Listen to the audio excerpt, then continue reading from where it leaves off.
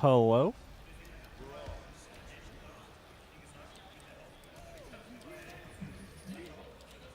It's my first time on the map, chat.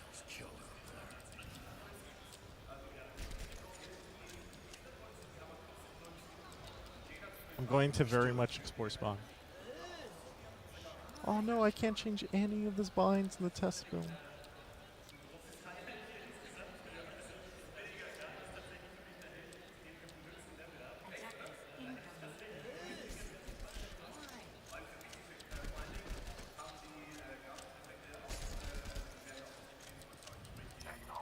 How is life, chat?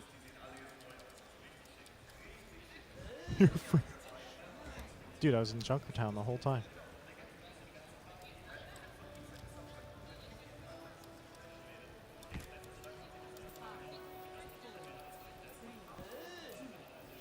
Where am I?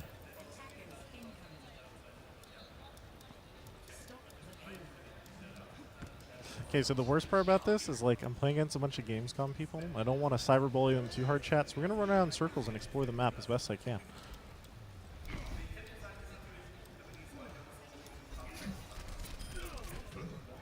Okay, I'm failing at this.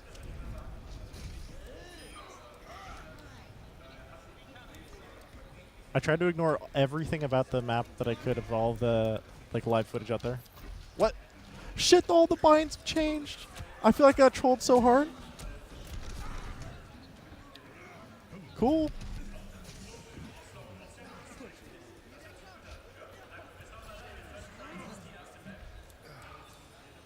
You can't change the binds either, chat. It's over.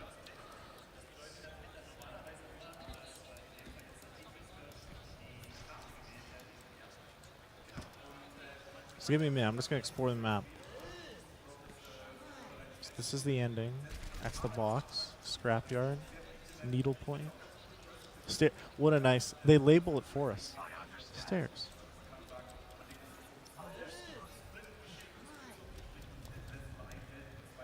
Little perch up here. Takeout. Exit. 2 exits. 3 exits. What is this corner of the map going to be used for? That's the real question. Look at that, chat. Look how beautiful it is out there. I'm enjoying the scenery, you know?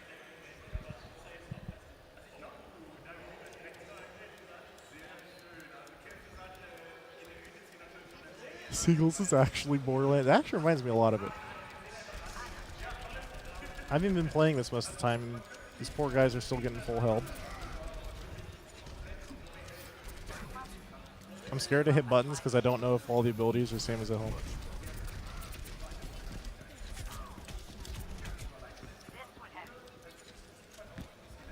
What is over here? There's nothing. There's no health packs on that side of the map. Seems defense heavy. Dude, I don't like I just want to explore the map.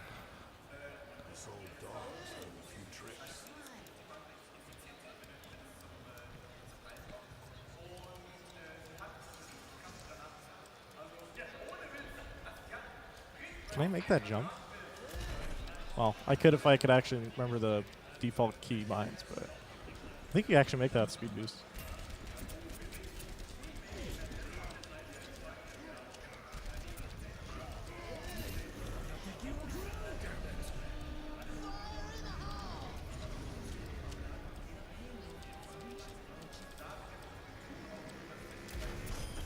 That poor guy. He was sitting there with his tire the whole time.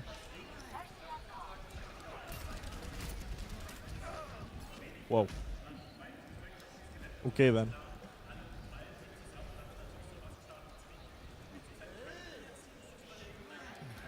Is this map new?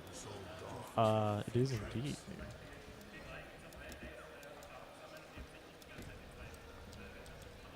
What the heck? This thing spins? How did I miss this whole section of the map before? 1 sec. So where does the spawn connect up top like Gibraltar? Let's see. They just have little junk. Is this Diva? Is this the next evolution in Diva's Mech Warrior? Is this it, chat? Seems a little bit hardcore for this type of game, though.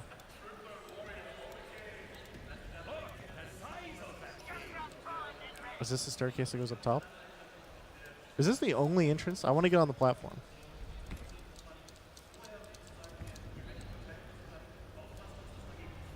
Little underground. Aw. Dude, this is actually like some Doom. This is messed up. All the dead Omnics just come down here. So is this the real ending and it cuts over? Sorry if I'm like horrible at the game right now, chat. I'm trying to learn the map. Okay, we're gonna go aimbot from the back.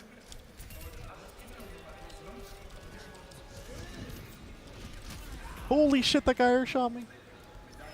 I think someone might have bound middle click to show the like emote wheel, and I can't change keybinds, so I don't know how to get untrolled here.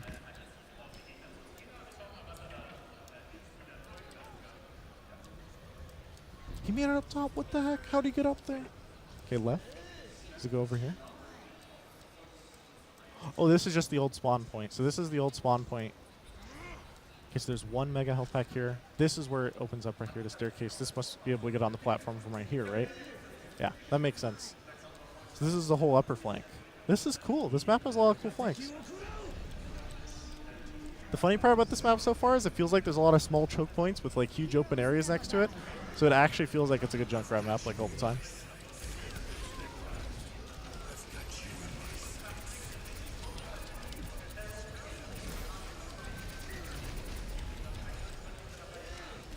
Come on, buddy, drop the shield. There you go.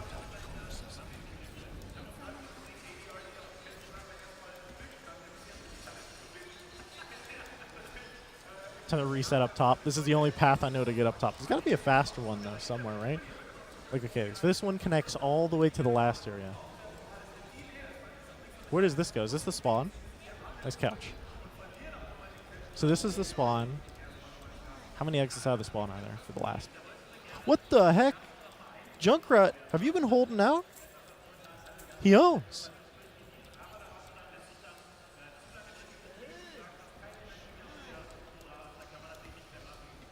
You come out the left spawn, go straight up the stairs, instantly up top. So that's how it makes sense.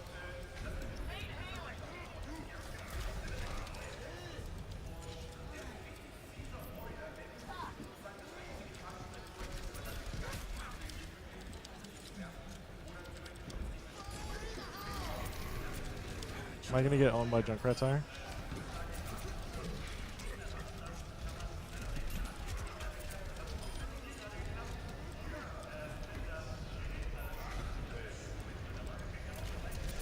I'm just going to sit here on this fan, chat. Just going to rotate, you know?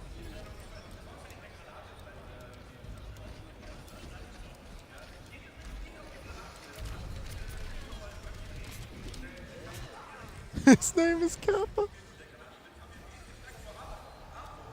So you can change crosshair? Can you actually, though?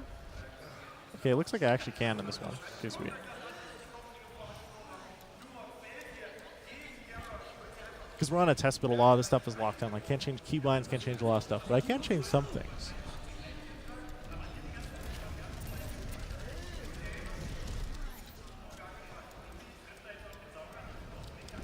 Does this guy know? Did he just blind charge that? I heard a charge and I got scared. This is like a cool little long flank all the way behind the enemy team. Come back here. Can I do the underpass flank into aimbot? Is this the strat, chat?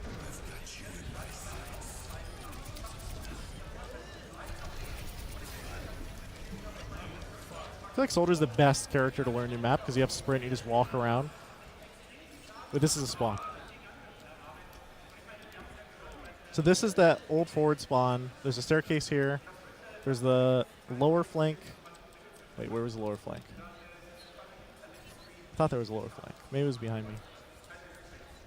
Okay, I'm slowly learning this last part of the map. I don't think I'll ever learn the start too easily, though. What the heck are you doing back here? Okay, Junkrat, kill him. It's your map, dude. I'm giving you the shot.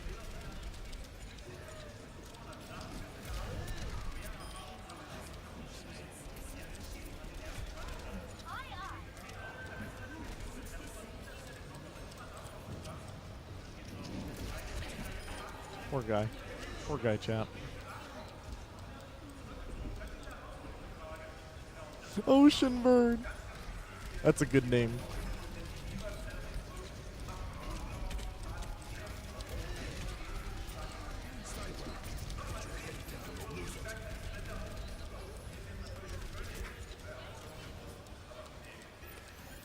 Is that an actual big pack or what is that?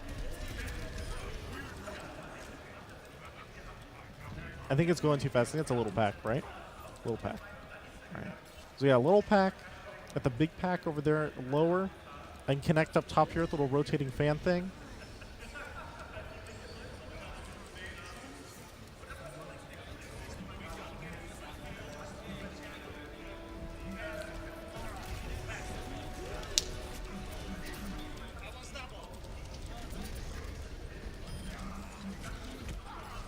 Wait, what? How did he get up there? It's okay, chat, I won. See, we need to go Torb and put the turret on that? I know, dude. Who is talking in the background? About 5,000 people.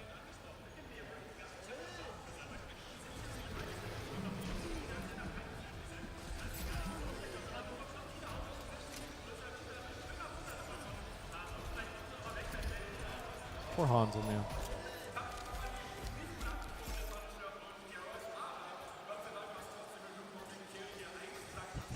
Less than Chuck. So go play the buff Junkrat. So I think I have like, let's see. I think I'm going to be here for a week. So today I'm going to focus pretty much purely on the new map. And then on the next days, I'll probably try out 1 day PTR and then probably go back to normal ranked. For today, though, I just kind of want to learn the map because I have no idea how this map's played, like at all. Like just walking around learning it. I always like how, honestly, this map gives me flashbacks like Borderlands, some other games, and it's really cool to see this type of style used in Overwatch map because I haven't seen any kind of map similar to this yet. It's like a desert style map.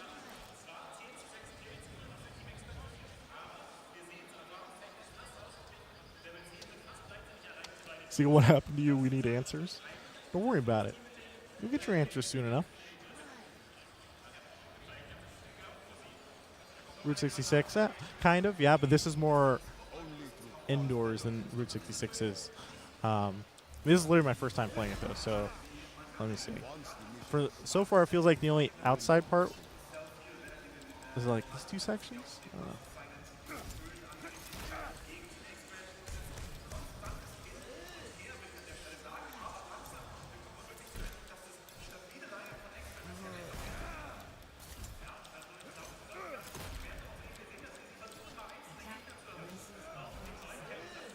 Dude, I love all the like cool little Doomfist tricks there are with his right click. I don't know if it's ever going to get patched out or anything, but just like instantly charge, jump midair, you can turn direction a little bit. It's fun.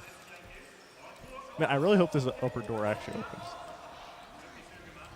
So how many exits out of spawn are there? One right there, one over there, one here. I wonder where any of my team is.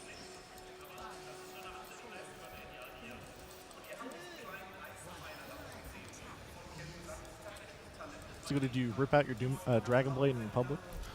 It was actually a Doomfist. You just gotta be careful, you know? Well, where's the enemy team at? Shouldn't they be over here? More breakable railings. I'm ready.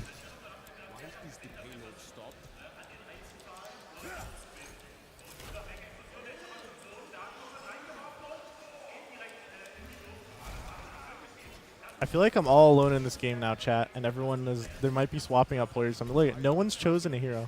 Let's examine the cart instead. Is this the queen? Pachamari queen? Ghost Town feels bad, man. I know, dude.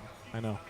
Well, it's Ghost Town because you gotta remember, I'm at a convention right now. So what they do is there's like a line of people, and they slot in players, and other people slot out, and then they restart the match and repeat. So I think they're swapping out a different set of players right now, which kind of gives me an opportunity to walk around and explore the map for free. I want to see if I can get this for free. Oh my god. Okay. Let me do that again. Ooh, you can ricochet off that too. All right, all right.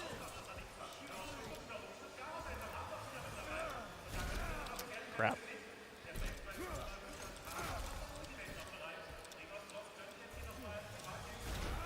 How did I do it last time? Wonder which part of it I was actually bouncing on. I don't think this will ever be used, chat, but you never know.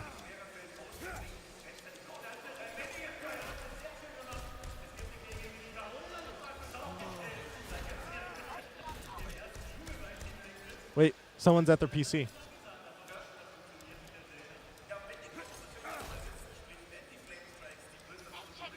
Okay, here we go, chat. Here's the rules.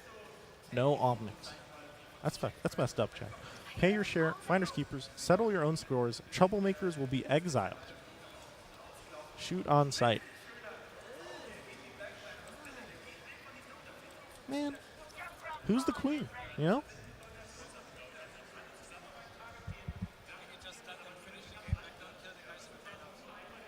Go.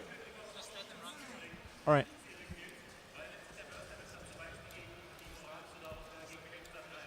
They said they're trying to essentially restart the game really quick for new people. So they said, don't stop the payload. Little do they know I'm on this payload. You know? Look at them. All these AFK players.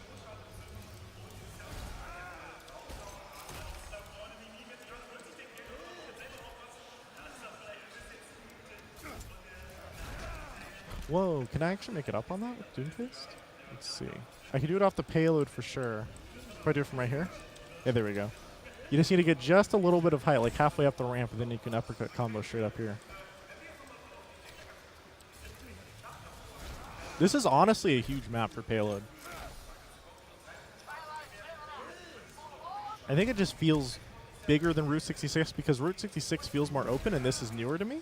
So this giant area here, and then we go into the second phase of the map, which is this kind of like a U, I think. Yeah, then afterwards this door opens up, and then you go to the scrapyard, which is this indoors thing with the rotating platform. So it looks like there's 3 different phases to the map. First one's outdoors. Second one is kind of half and half, where it has a high skybox, and the last section is pretty much fully... Oh, it also has a high skybox in here. It looks like Fair will be viable in all 3 sections then. God, the mobility is ridiculous.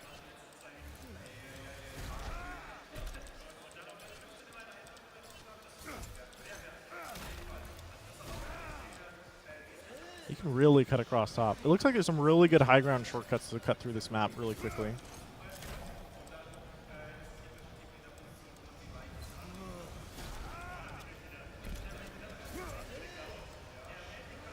I like how this is just perfectly placed so Doomfist uppercut leaps on top of it. See, how does Doomfist leap defy gravity like that, you know? See, your voice sounds sexy. Thank you. Thank you. Where's the enemy team? We're restarting the game right now. And I think they're getting a new set of players in. Because I'm playing at a convention right now at Gamescom. So, soon. Soon I'll have another group of people to play with. But I kind of like because it gives me a chance to explore the map in peace. And I think I've kind of put it together in my head now. The only ones I'm really kind of... Okay, that was confusing. Really a bit confused about... Like, the first section's pretty straightforward from what it seems like. This middle section, though, has lots of little nooks. Like, you can see... Like, look how many exits and entrances are. It's like one right there, there. It's like... It's a little bit crazy at first. Like, what's over here? Does that connect lower? Oh, it's just the forward spawn. Okay.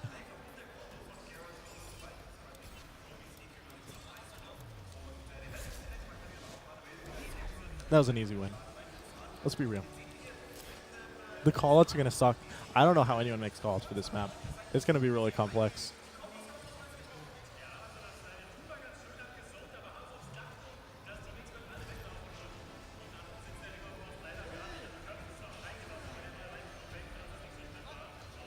Give me a Pog champ.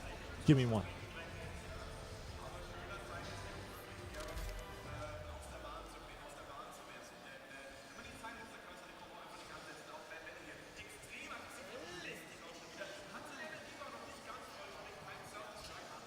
So in about 40 minutes, guys, apparently Scott Mercer is going to show up.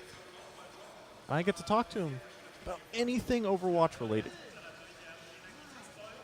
Technically, I think I could ask about non-Overwatch related things. So, but who wants? I want to know Overwatch. You know, who's Scott Mercer? Not not McCree. This is actually like a designer.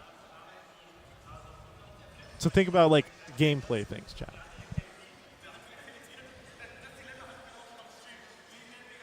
Ask about Junkertown lore. Flame, I actually will ask about Junkertown lore just because you asked that. Who's the queen? You know?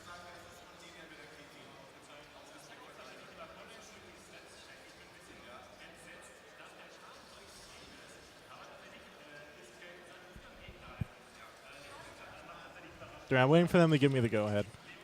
This is the test build, so essentially how it works at conventions, guys, if you're coming Gamescom or anything like that. Oh, they give me the go-ahead, so I can go in now. You sort of sit down, you put in your name, click enter game, and you're good to go. So after each game, I'm going to have to, it'll come back to the same screen, and I'll put in my name over and over again.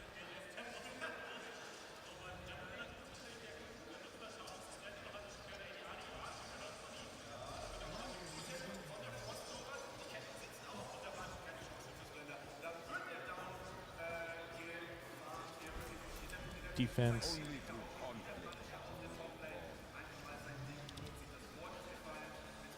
I'm just eyeballing it. Wait, uprising conversation. Wait, what is that? The heck? I don't remember that. I guess it's from the update, but.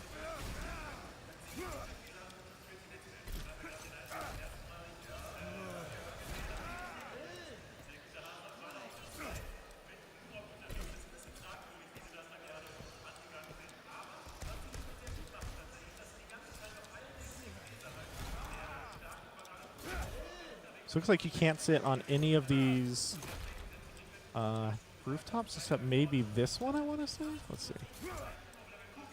Yeah, this one you can sit on. And this gives you cover for top, lower left, main. Is there another entrance on the other side? No. Okay, so that rooftop cover. Can I go back there? Wait. They clipped it. Blizzard, man, they're getting too good. The map isn't even officially released, and they're already removing them camping spots like that, man.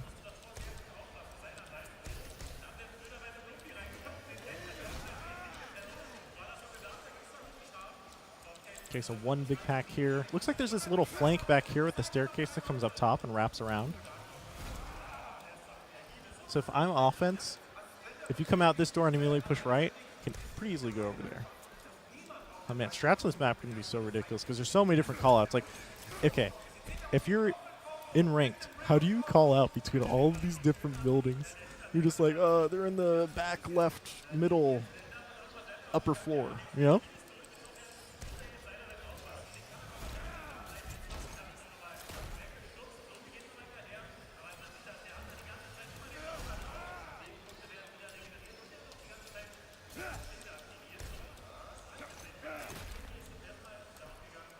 Seagulls, one of the house's Junkrats, similar to how you can see Genji's apartment/room. I think he got exiled.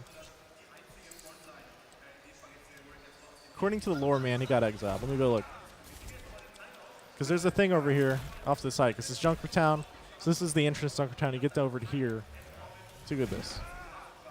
Troublemakers will be exiled. And it says, do not admit, shoot on sight. That's some lore for you, okay?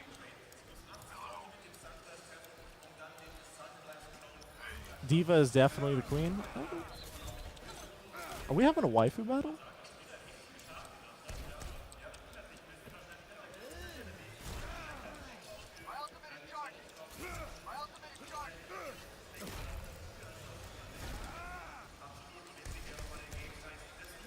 These open spaces. Yeah. You know, it's actually kind of relieving, I think, to have in Overwatch on a lot of different maps they've created. Probably the first point is generally a choke point, right? On the vast majority of the maps. But on this first point, they're kind of switching up, guys. Look at this. Massive open space, a lot of different flanking routes. I think this will be probably a big favorite for a lot of people. In fact, most of the choke points, I think, don't start until the second and third point in the map. And even still, there's lots of different flank routes. Widowmaker will be fun there. Yeah, Widowmaker's going to be really good on the first point, I think.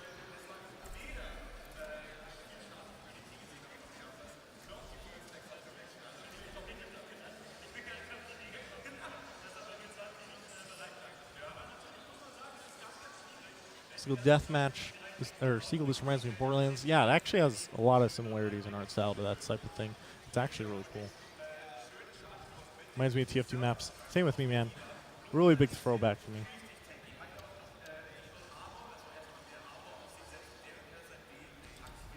Two healers, quick play, pog.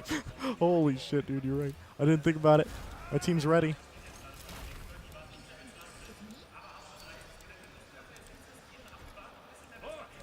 I just like the little arrows, because I don't know where I'm going, but the arrows will guide me to victory.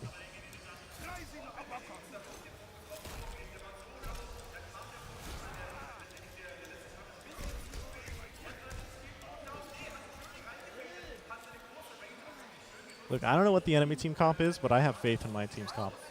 With defensive Junkrat on Junkrat's map.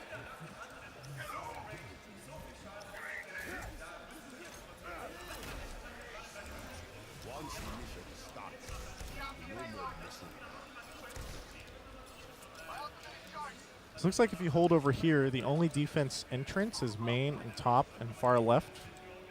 And so they do have to come to the payload. So it looks like Junkrat's going to sit up here. Healers over there. I like this. It's kind of cool. Everyone sets up top. Aw, those poor guys.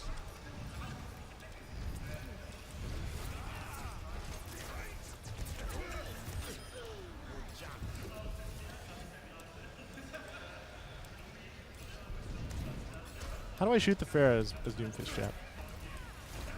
You know? These are some real problems. I get to sit up here. Let them win Bible stuff. Look, I'm trying to play I'm playing a little bit nice, you know? We're gonna let them explore the map. Just happens to be that part of the map is indeed the spawn room, chat.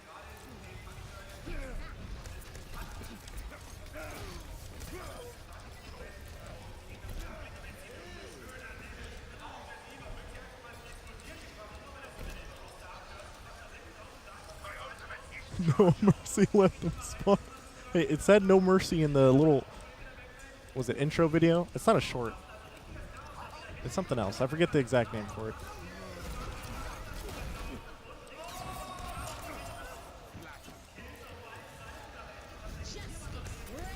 Oh my god, she's owning.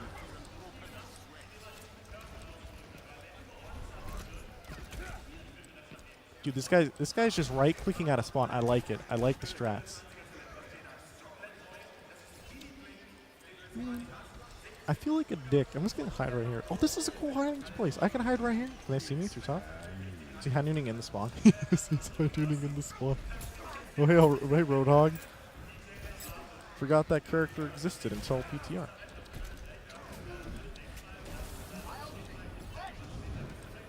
Should I go for someone like Mercy?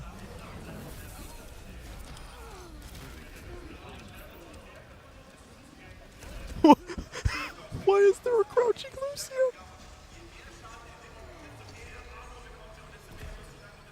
I got outplayed. He's ready for anything.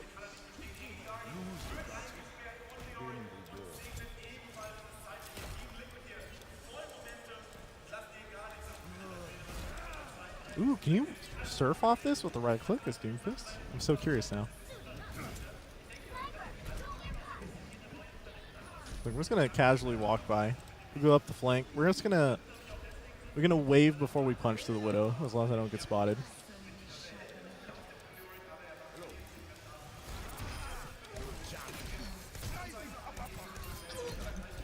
Poor guys. We gotta get out of here.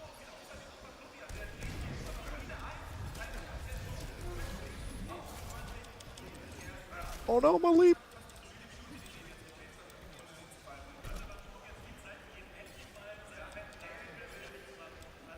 Which one's the healer?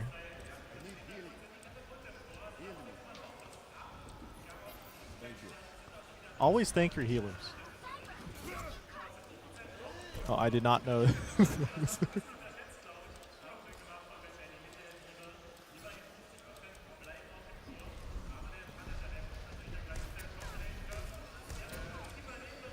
Man, if that poor Pharah had a Mercy following him around, he'd probably own my whole team.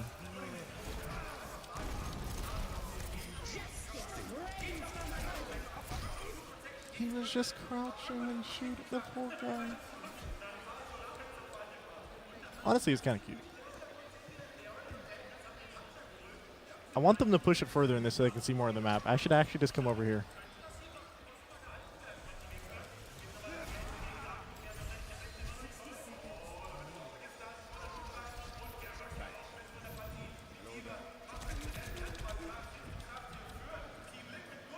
Wow.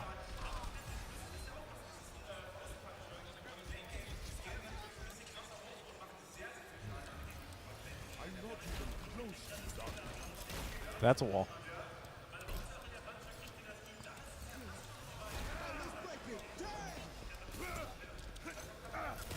He's below me. Where'd he go? Oh, God. Ooh, he wants it. He wants me. Messed up the jump too early. Is there any health pack on this side of the map? It's just a wasteland. I mean, I guess technically Australia is, kind of a wasteland after the whole Omnic War, Just dropping some lore on you.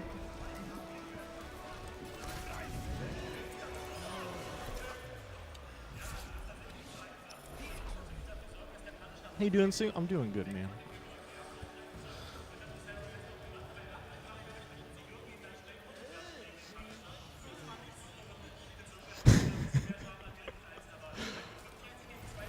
Oh, no. Oh, no. He got him. That's an easy frag. Ooh.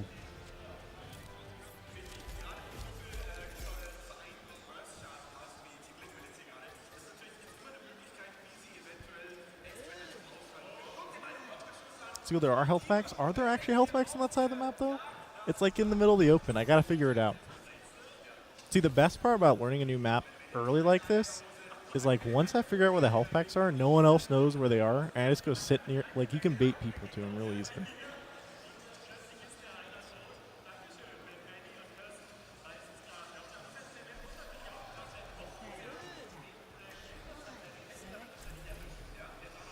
Look, I'm just a fan of Doomfist. Seagull, there's a mini health pack close to the entrance of Junkertown behind small red wall. Okay, I'll check it out.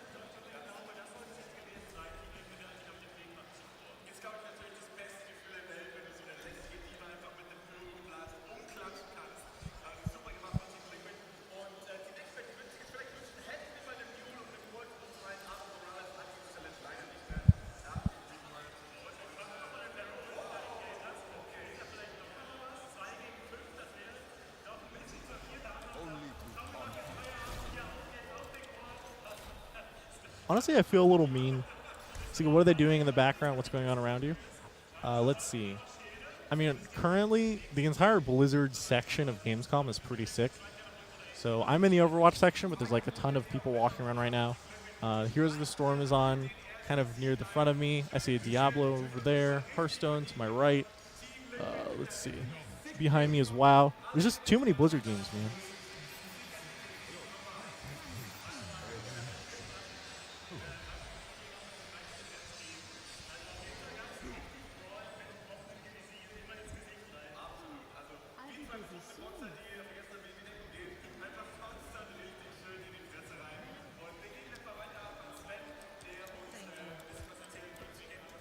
Do you have a webcam activated?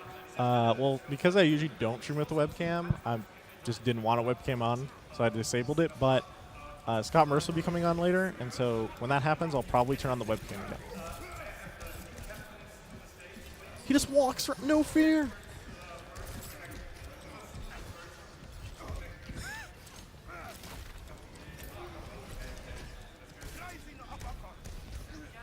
We gotta let him go.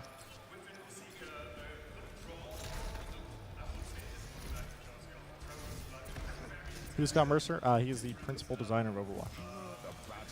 So gameplay questions. Honestly, I gotta brainstorm like topics to come up with. So if you guys have some right now, and you want to do my job for me, just please feel free to just give me some topics to chat. So right now I'm probably gonna ask him. We'll let the guy go.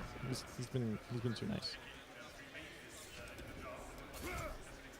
Look for a Widowmaker player.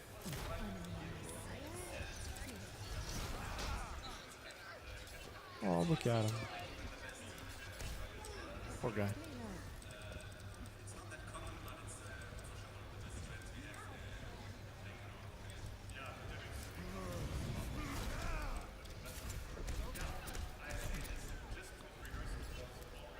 So you'll tell him to get rid of D.Va? Did you guys see the D.Va announcement on the forums? Oh, what the heck? Hi, Widowmaker. Oops. It looks like, so currently on the forums, they were saying they were messing around with D.Va internally. They were talking about how they're revamping D.Va to be less reliant on just defense matrix. And so I think they said it,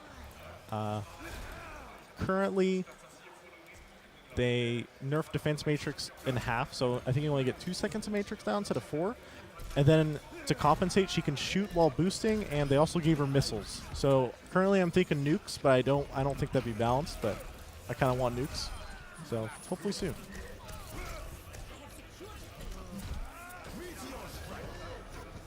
This poor guy.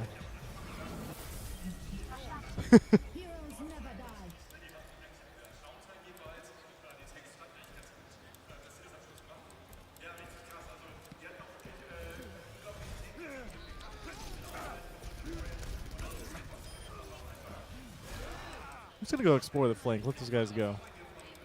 This is the scrapyard, apparently.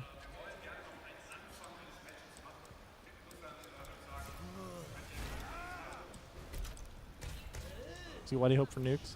I don't know. I just kind of imagine, like, it seems kind of funny that a giant mech warrior doesn't have just crazy missiles, you know? I almost kind of wonder why she didn't have them before.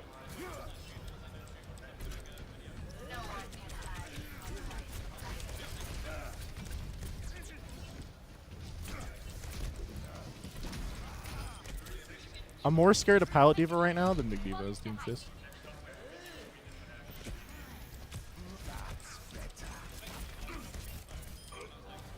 Poor guy. He's literally needing no help.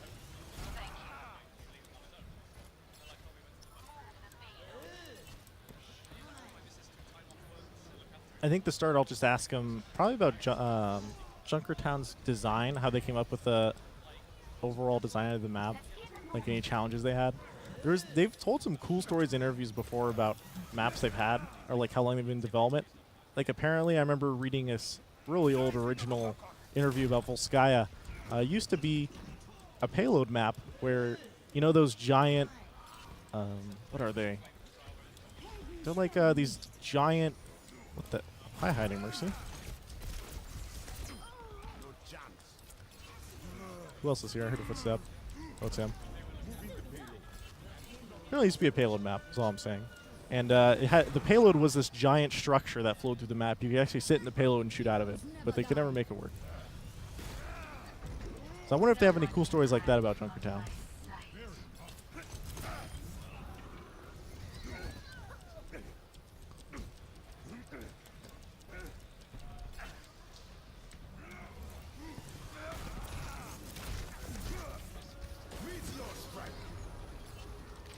Not even gonna click.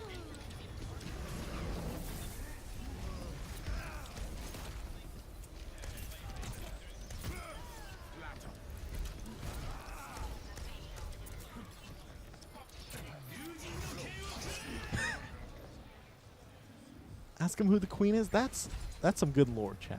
You can't spoil that. Ask whether or not we're getting a new hybrid healer soon. I mean, new hero stuff. I'm more interested because they're not, you know, more interested in asking about more general gameplay questions. I don't think you're gonna get like some massive new announcement or anything. It's more of just, you know, what type of questions you want to maybe have answered about anything Overwatch related. Just let me know.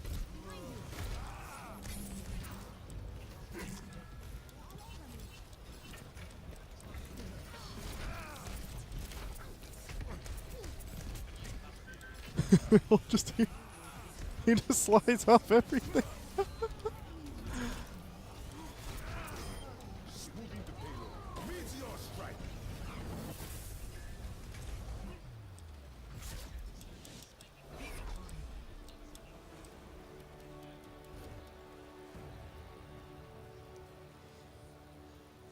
Any changes to competitive ranked?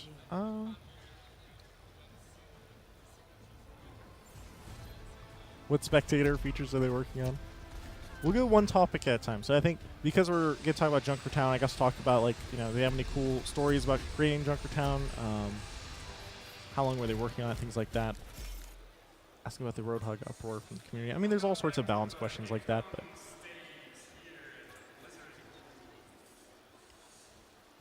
what they look at when they design a map, that's a good question. That's what I'm really curious about.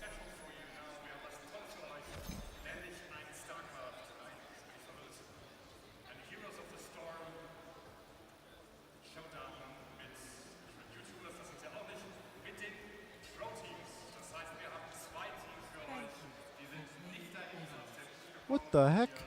Get this tracer off my screen, Blizzard. That's actually a cool thank you for playing screen. I like that.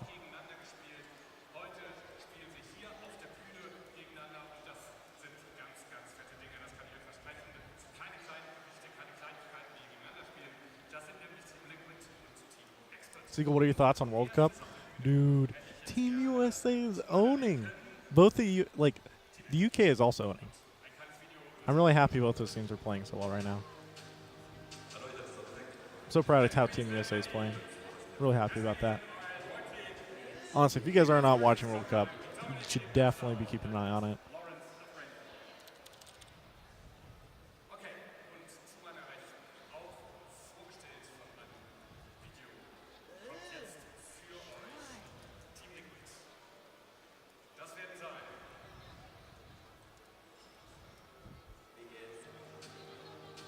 Seagull, how's Germany so far? It's actually been pretty awesome. The only thing that sucks, so everything about traveling, guys, is really fun, except for the very act of traveling. Where, you gotta deal with jet lag and flights. That part sucks, but everything after that is awesome. Seagull, did you quit Overwatch? Yes, I'm currently not at all in Overwatch. This is actually Watch Over. Playing in Town Junker.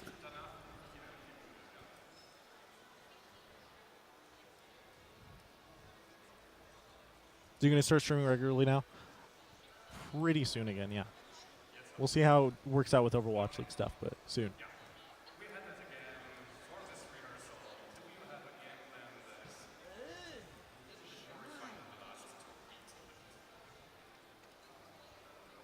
So what heroes have planned to have changes? I would definitely go look at the new PTR patch notes for that stuff, and you'd probably...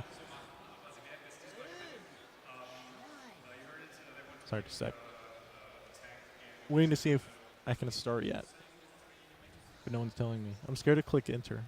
They told me once if I click too soon, I break the server. Not sure if true, though. Seagull, do you like pancakes or waffles? Cereal, bro.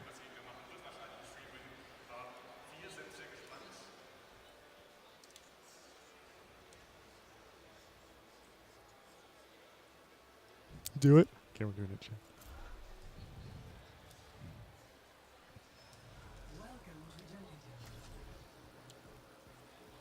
I mean, all these people are in there. Where's the other 6?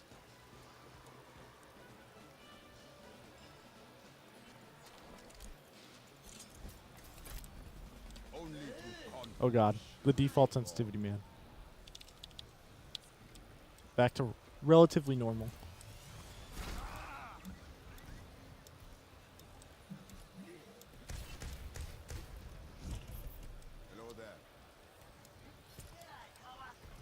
You broke it? I don't think I broke it. Hopefully I didn't.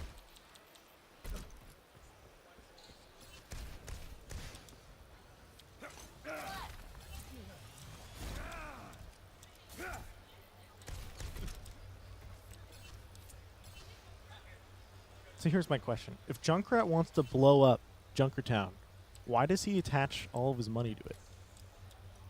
Isn't he just blowing up his own money? What's the deal with that?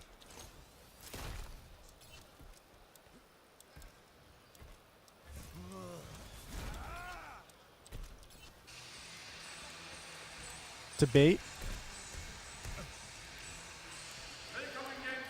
It's a part of the plan. True, true.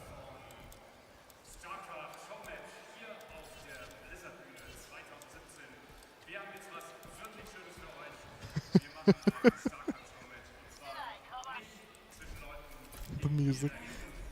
Look, I don't know what's going on in these other Blizzard games, but every once in a while, the music just appears, and it's loud. Oh, sweet. I didn't break the server. We got another 6.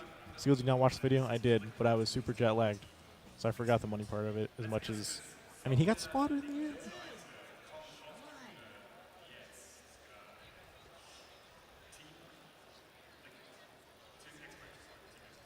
Please play new Junkrat. All right. Wait, that guy's... Never mind. Wait, that guy's playing new Roadhog, new Junkrat. Isn't there one more hero who got changed? Doomfist got nerfed. His little hitbox got nerfed, so now his punch is no longer the size of 2 trucks. It's only the size of 1 player.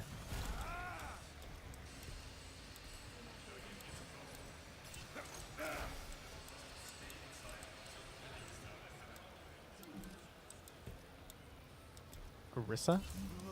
I don't remember that off the top of my head. Crap. What did she get changed? Oh, it was a new shield. That's what it was. New shield design, right? Fancy. Wait. I don't think I can tell here. I gotta put it on high ground instead. We'll test it right here on the edge. Nope. Might not be live on this patch that they're using here. Show the D.Va changes. I don't think there are any D.Va changes here at all. Yeah, the D.Va changes are not live on this build either, or on the ETR yet, I think. Back to Doomfist. It is bigger. It is different. I thought it came out underneath a little bit though. Oops. Shows how much I got play Orisa, I guess. Dude, my Junkrat already got 2 kills. Is this the future? Oh, okay. Sorry, I won't shoot you.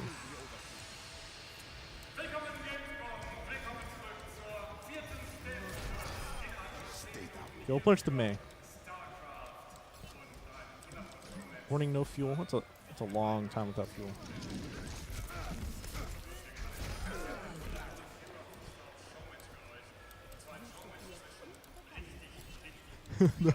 I told you, it appears out of nowhere.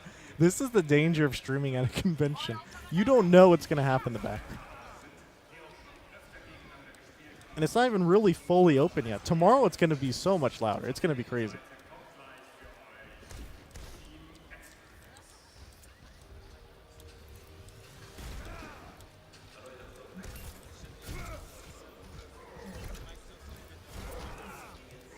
Let him go. We'll send a message. Let's tell him I could have taken him out, but I didn't, you know? There it is. It's back again.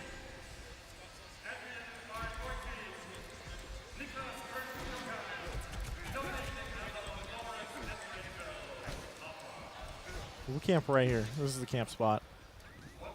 Wait. I just got jukes. That was the best movement I've ever seen.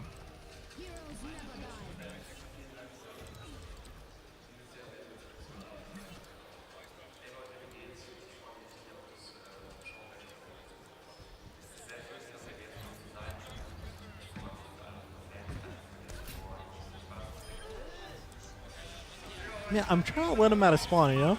My team is just too good. I don't want to cyber bully like the Gamescom, just, you know, the casual player walks, oh, I want to try a new Junkertown, and just get cyber bullied by me. It's like, it's not, I want them to enjoy the map. But my team, Mercy damage boosting a Junkrat, look at that Junkrat. He's the only player in this entire game who's on fire. He can't be stopped. Look at him, he's just shooting in the spawn.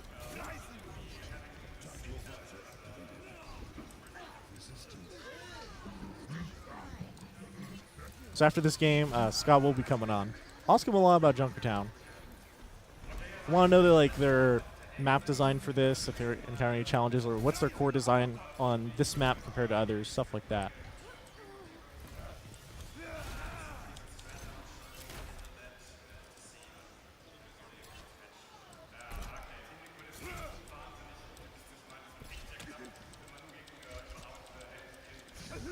Okay, I knew he wasn't going to hit his second one, but I didn't take into account misses or hits with Scout Hero, you know?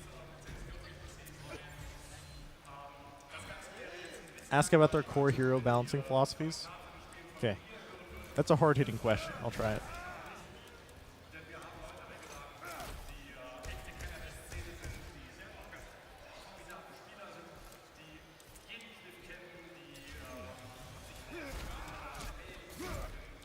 Although I think, from what I know about Blizzard, another person would primarily be the balance person, so I don't think he might not be fully like the person to ask for that question necessarily, but I'll try. It's back.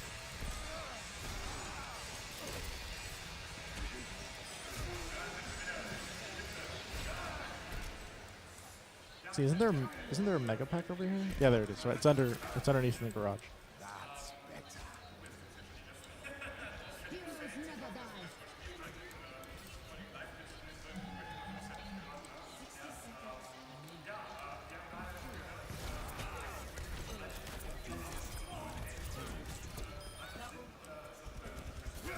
I think the only person on this team who I've really tried to kill is the Trace Blade. Seagull, please show the whole map. All right, I'll go over in a sec. This way, my team doesn't even need me here. Let's be real. So this is the whole first section of the map. You see, that's the payload. They're getting spawn camped. They're not going to see the whole map. Comes to a little bit windy near these buildings. All the buildings even have second and first floors.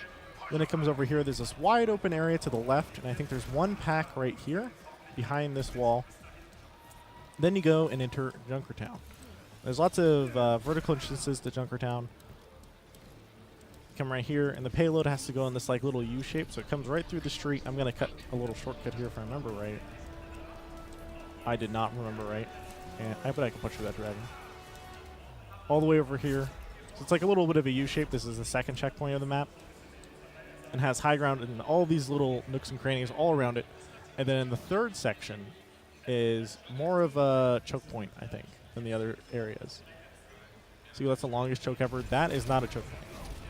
At least I don't personally think it's a choke point.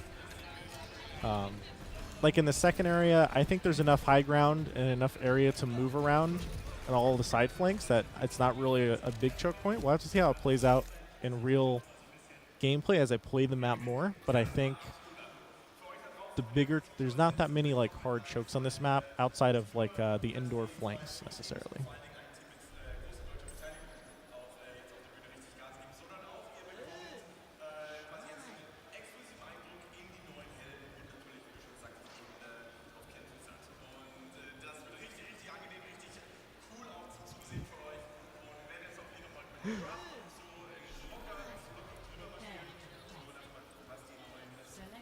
So now that we're on offense, hopefully my team steamrolls them a little bit slower, you know, so we can fully experience the whole map.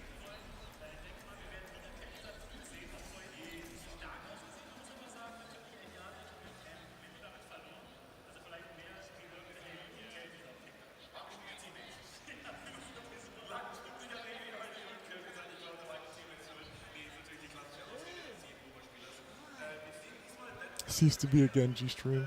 Hey man, I've been I've been missing out on some Doomfist gameplay, right?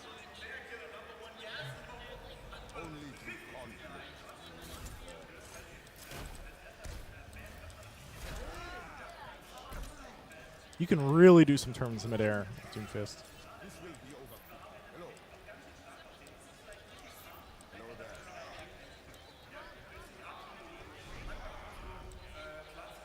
Why can't we ride this around? You know? Why couldn't this be Junkrat's ultimate? Try new hog? Alright. Look at this. Look at the experience the move while healing. Holy crap, that feels so weird.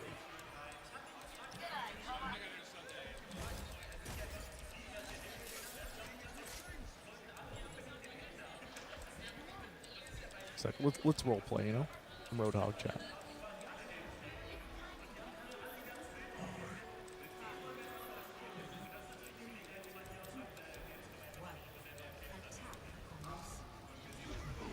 Look, we're gonna be a little peaceful here. Just gonna walk around. Let's see how tanky he really is. Still got the one shot on big hitboxes like Junkrat.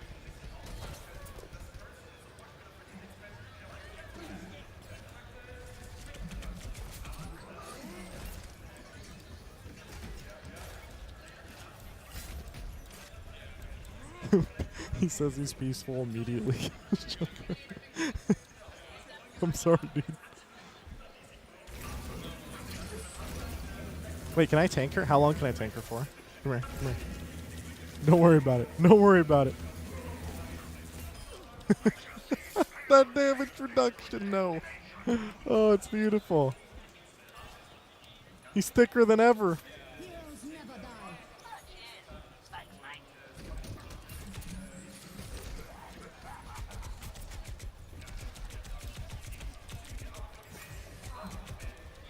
die. Just moving while healing just feels so fun.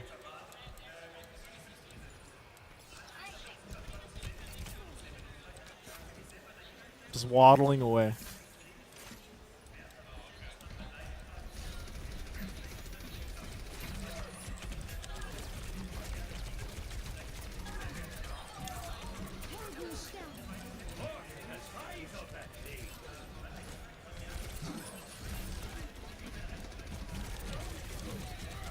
Oh my god. I'm out of control.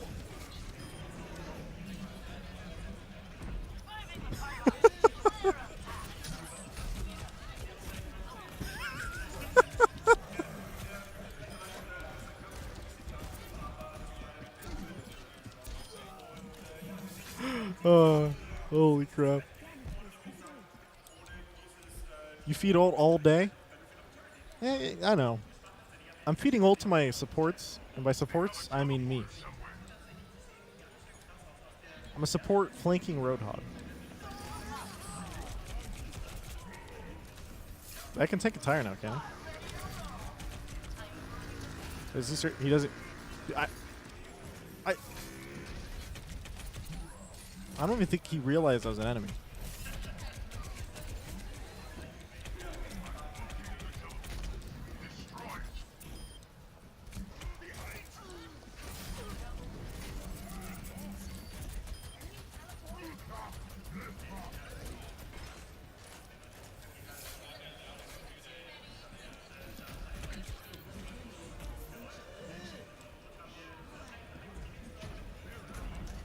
Just waiting for my elevator. It's not really an elevator, but it's kind of what it feels like.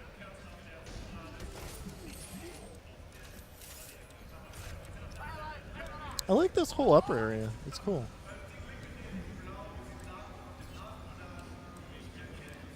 Is this a bot game? No. I'm playing against just random Gamescom people who are waiting in line. Anybody can play.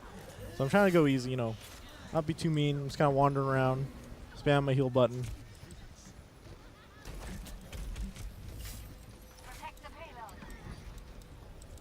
Which is also why, you know, probably lots of background noise in my microphone. I might hear some occasional very loud music.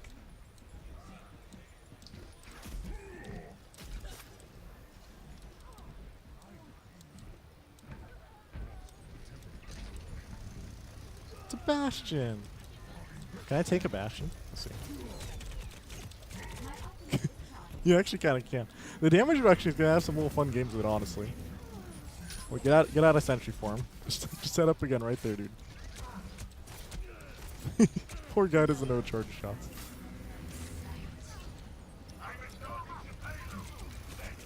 Oh, he's not shooting.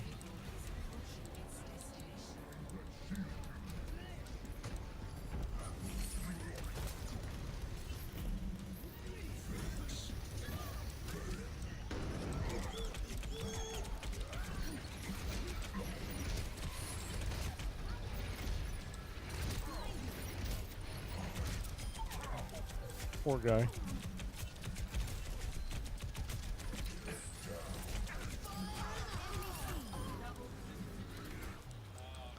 There we go. MLG best. He's new. There's no. Don't be mean. This is a cyberbullying free zone, chat. I will ban you as soon as I can move my mouse to that monitor and click on your name.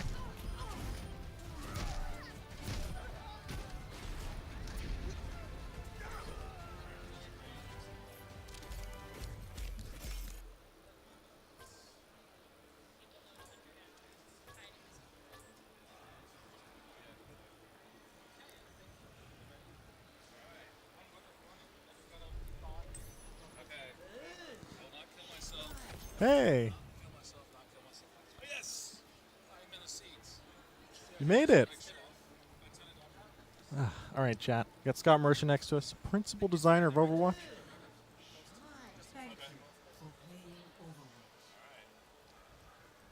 One sec. Let's push that. All right. Hello. Hello. How's it going? It's going pretty great. I'm at Gamescom, Yeah, which is crazy. I know. It's a big, long flight from Irvine to here. Oh, yeah, with lots of jet lag, too. Yes, lots of jet lag. I'm definitely with you on that one. Oh, yeah. Hi, chat. So, Junkertown, man. Yeah. It's exciting. I can't really do the, Jakarta. No, it doesn't work for me. But, yeah, it's pretty exciting. I noticed that in the first section of the map, it's a lot more wide open in comparison to a lot of the other maps in Overwatch so far. It was pretty refreshing, honestly, to sit there. And it's first time I load up a map and I just see all the different flanks I can go on instead of just being a singular choke point. Mm-hmm. I think that was, I don't know, I think a lot of people are going to like that change for Junkertown in particular. Well, it's a nice break from the rest of the map. Like early on, there's not a lot of high ground either. It's pretty limited. Yeah. And it was in a couple of the first buildings, there's some ledges, but then later on, there's a little bit more, There's a lot of flanking routes. Definitely. Did you guys encounter any, I know Blizzard, you guys tend to make maps over long periods of time internally. Can you say how long Junkertown start to finish is taken? Because it looks like a very detailed map with lots of different flanks. The art on it is amazing. Yeah, no, that's definitely the case. I'm not sure exactly when we started it, so I can take it to the process. Early on, we're figuring out hey, what's the next map we're going to work on? Yeah, and it's kind of a crazy thing because there's so many different places we could make maps. We want to do. It's because because Overwatch is set in the future, on Earth. There's all these great locations that people that we want to do, that players suggested. Different fans from all around the world are we want a map, and we're trying to figure that all out. But with Junkertown, it was really hey, we need to tell some. We really want to delve into Junkrat and Roadhog. So, first we figured that out. Then, I want to adjust this mic. And then really the sort of process is, okay, it's going to be an escort map. That's what we wanted to make another escort map because I think with this one we have 4 of each of them now. Yeah. Which is cool. Then one of our level designers just starts sort of blocking it all out with gray boxes. There's no art whatsoever. It's just strictly all gameplay. And you guys sort of yeah. Just one sec. Sweet. I guess I got to play the game. The little background noise, Yeah. But see, now that we're talking, they might actually have a chance now. Oh man. But yeah, I noticed. I guess when you guys really start developing a map early on in the process, it's sort of just placeholders for everything before you lock down. Okay, we want a choke point here, a flank here, and then you start developing all the art later. Yeah, it's definitely a process. Like I said, all the stuff you're looking at now, imagine it was all just literally gray walls. Yeah. Right. And like I said, we knew early on, there was the idea that hey, we will make it pretty open, but then figuring out it's oh, we do need some high ground here. And it's the first little bit of high ground, it wasn't deep enough, so you couldn't really play effectively up there. Yeah. So it was oh, we put this connector you're walking on, just really sort of build it out pretty organically, and that happens with playtests. So super early on, the map isn't even fully done. We started playtesting just this first area, right? And again, that's where we're adding little flanking routes, taking away some because I think at one point you could go all the way around to the left. Oh, really? Yeah. Because I noticed there was this fence here. Yes, right. At one point, that fence wasn't there. Yeah, and I was that makes a lot of sense. It's it's all right. That's too crazy. Yeah. So just working through with the playtest, figuring out where you can defend from, where the flanking routes are, going section by section. Yeah. Continue to playtest. And then that point when we really feel hey, we've got this solid foundation of gameplay, that's when, well, I guess one step like our writer works with our like artists, sort of like try to figure out like what the full like story behind this like map, because we don't want to like set the artists loose without feeding them as much inspiration as possible. You want to like ground them in the universe yeah, as best as possible. yeah, or it's not just like grounding them, actually like sort of just giving them a nice springboard for their own creativity. Yeah. Right. And then as the artifice, areas, a lot of it's like, hey, what are we going to put in this room? And like, well, what is this room? Like for, in like reality, Yeah. They're like filling it out with, it's like, hey, what if they had like set up a little karaoke bar, or I don't know if that's actually a karaoke, it's whatever they're doing here. Yeah. Right. And then because we got, work towards like making the various props, this little bar scene, just like, again, sort of filling out like the story, like figuring out the names for all this stuff. It's a really like awesome organic process between like, level designers, our writer, Michael Chu, all the like level artists, the artists that work on the props. I mean, Yeah. a lot of different people work on it, but like it's kind of funny because like I haven't even like for this like map in particular, like I hadn't actually seen like the final like Junkertown until really? like pretty like the very like with everything, right? Yeah.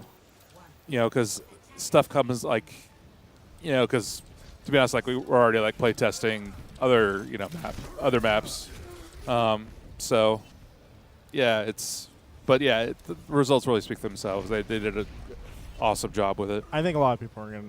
This is going to be an amazing map for a lot of Yeah. people. I mean, it's got very unique compared to a lot of the other maps. Yeah. Currently. Which is definitely something we've been trying to do. It's escort, but like how you fight throughout it should feel a little bit different. Again, it's easy to understand. Like, all right, get on the payload. Follow it to the end. No, really, get on the payload, people. And then like work your way through. But then like as you like really start to work to master the map, you figure out, all right, this is how I can move around. This is the high ground I have access to. Yeah. This is where we should attack from. All the little like sort of nuances of the map that you figure out, and that's where we want things to be different on a map to map, so they're just not quite the same. Definitely. That makes a lot of sense. So is there anything in particular about this map that you guys encountered, like maybe had issues with early on in design-wise? Just sort of like I know Volskaya had some like good stories from interviews that Blizzard has had previously. Are there any good stories for this map in particular? Well, again, like sort of like early on, like in this very first area, like figuring out like where we were going to put the high ground, and we knew it was going to be, it is like way open, especially like right before the checkpoint. It's pretty open, and figuring out like at one point it didn't have much cover at all because a lot of the props weren't there. Yeah. So that last area was like a huge killing field. So we had some really crazy fights on it, and figure out like the right amount of cover was kind of cool. And then like later on, there's the big rotating sort of spinny. Oh yeah, like it's a spinning platform up there. Yeah, that was a lot of fun to work on. And then that section also has like one of the craziest sort of like team flanks. Because like they're right before that like last spin around, there's a like little tunnel like underneath that you can come up to, and it's a really vicious flank.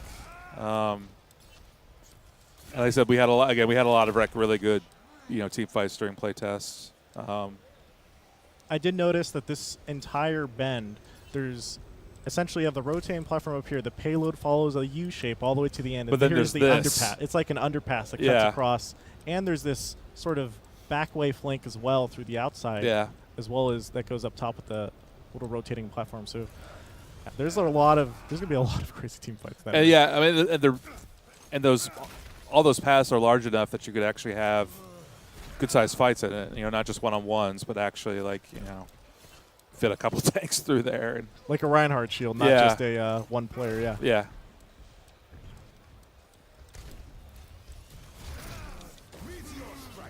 Man, I always feel bad like picking on these guys as hard as I do.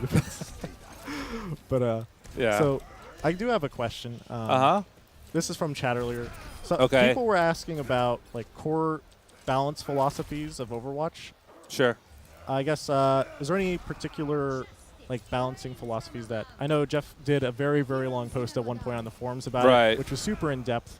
But that was just a question from the chat. If you have any sort of insight on balancing in Overwatch? Sure. It's very complex. So Yeah, well, there's a couple like philosophies. Like one of the like sort of big ones is, well, the heroes. Any of the heroes, when we talk about balance on those, it's like we want them all to feel powerful.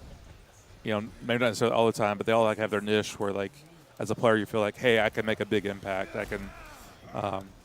I can really like help my team out in a pretty meaningful way. So I mean, it's kind of thing of like, if everybody is overpowered, then everything is balanced. yeah, You know, like that's one of the things we actually try to like achieve. I mean, another thing is also just sort of making sure that like the character is just fun to play, yeah, and like a character being really strong and you killing everyone because it's overpowered is like there's fun to that, but like, you know, again, it's just sort of like the actual like the feel of the character, like, you know, is that character really sort of playing up to the fantasy? You know, that comes into the design and the balance of the character as well. And then really like after that, it's like we really want to like, you know, make sure that the characters, like I said, again, they feel strong.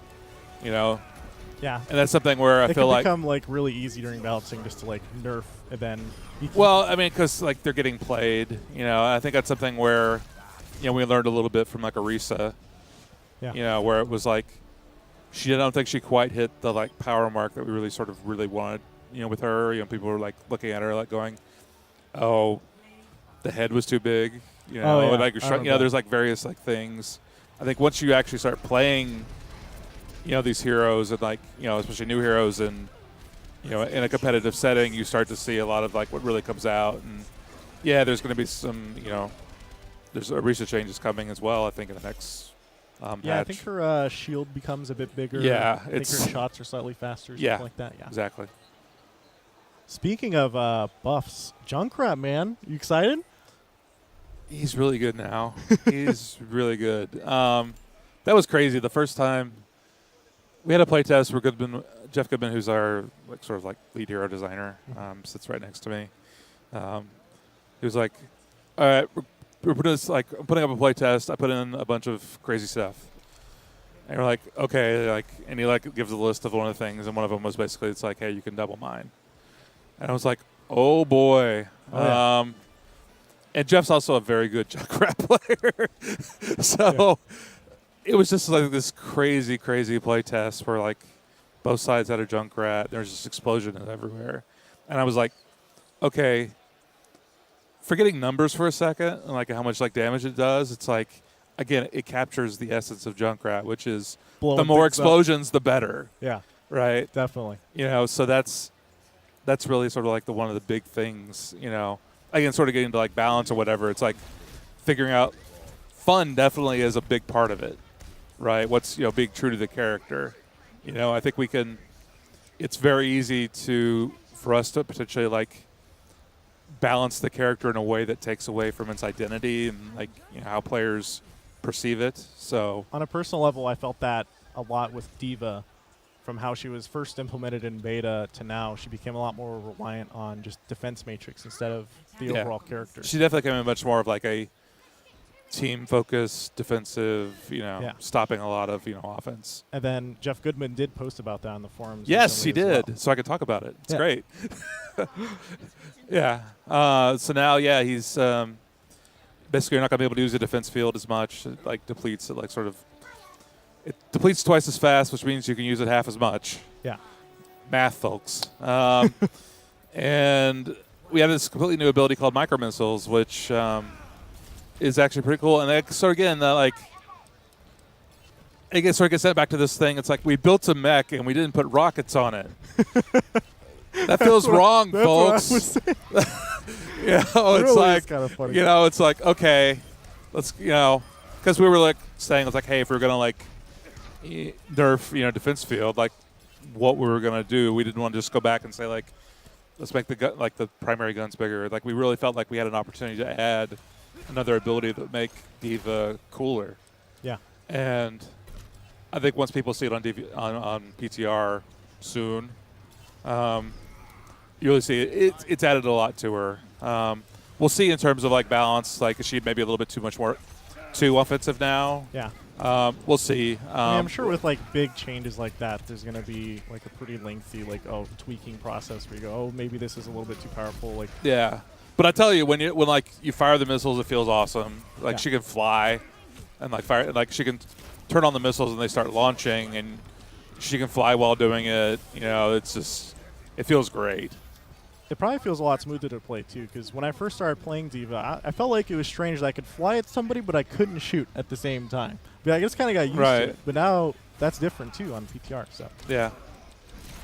Heroes never So die. again, it's sort of looking back and saying like not just like, oh, is this character too powerful? Is it like getting chosen a lot because of a particular meta or whatever? It's like yeah, really taking a look at like all these characters and saying like, hey, what can we do to make them just better from a fun perspective, a family perspective, and then sort of the easiest thing, strangely enough, in a lot of cases to change is numbers, right? yeah.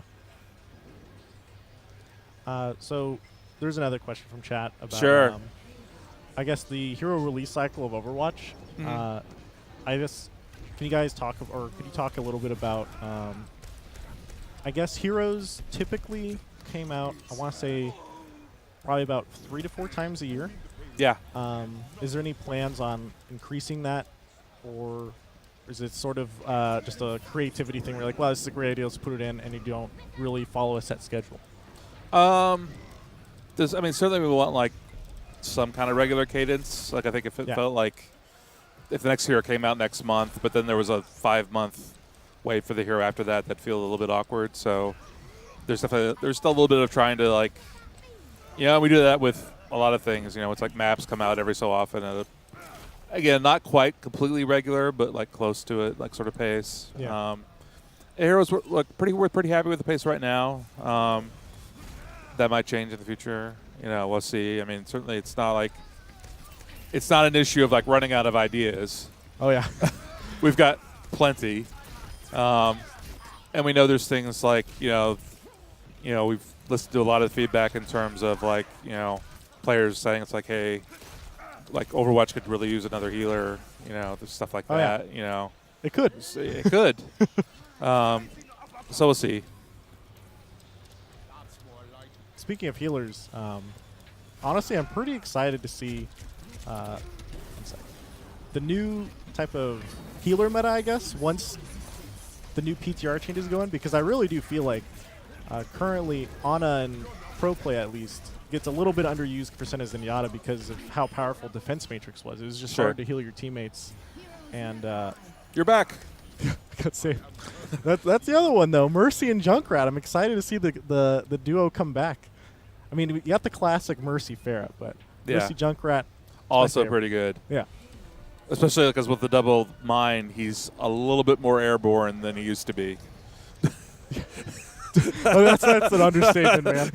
2 mines. He's gonna be flying. Yeah, he does. So I guess I do have a question regarding Doomfist abilities. I think on PTR, you guys did just recently tweak his hitbox, I think, on his right click. Yeah. I guess it's more of something personal to me.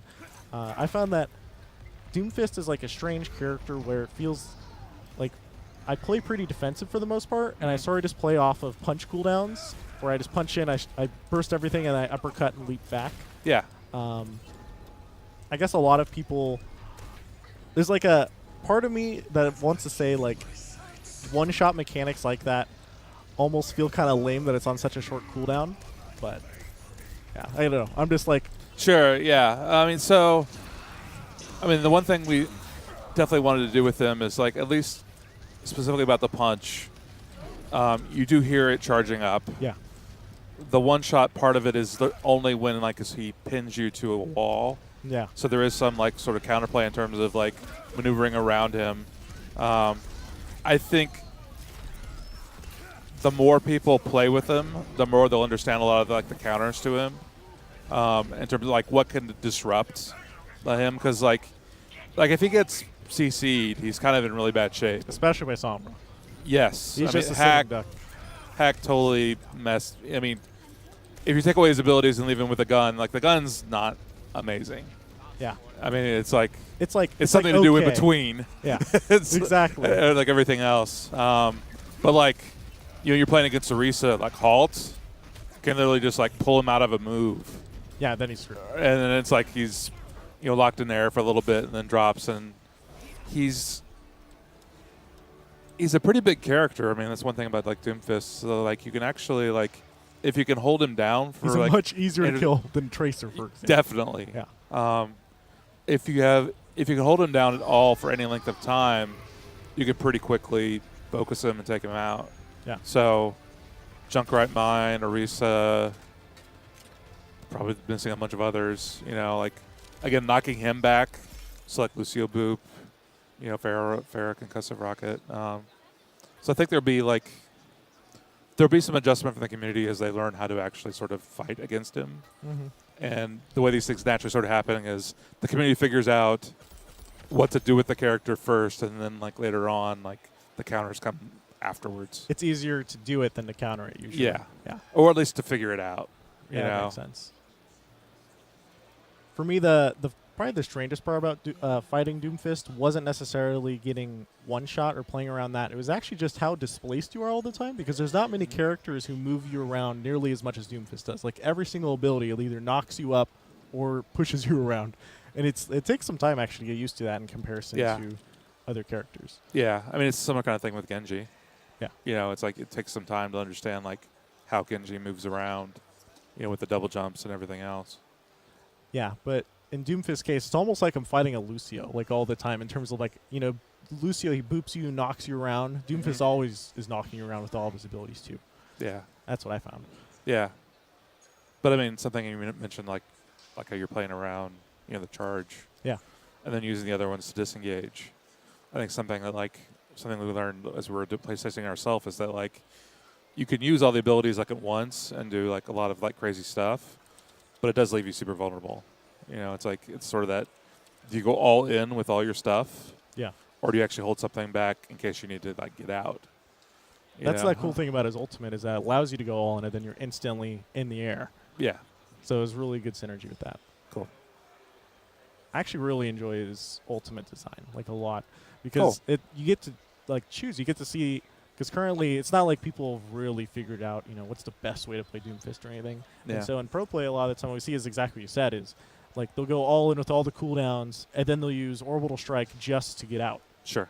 Or maybe not get out, but reset the cooldowns, then they land, and then so on and so on. And it's cool to see, you can have a lot of options with that type of ultimate compared to like something like, I guess Genji's ultimate. It's like I'm always just I see somebody, I pull it out, and I'm gonna slash at him. Sure.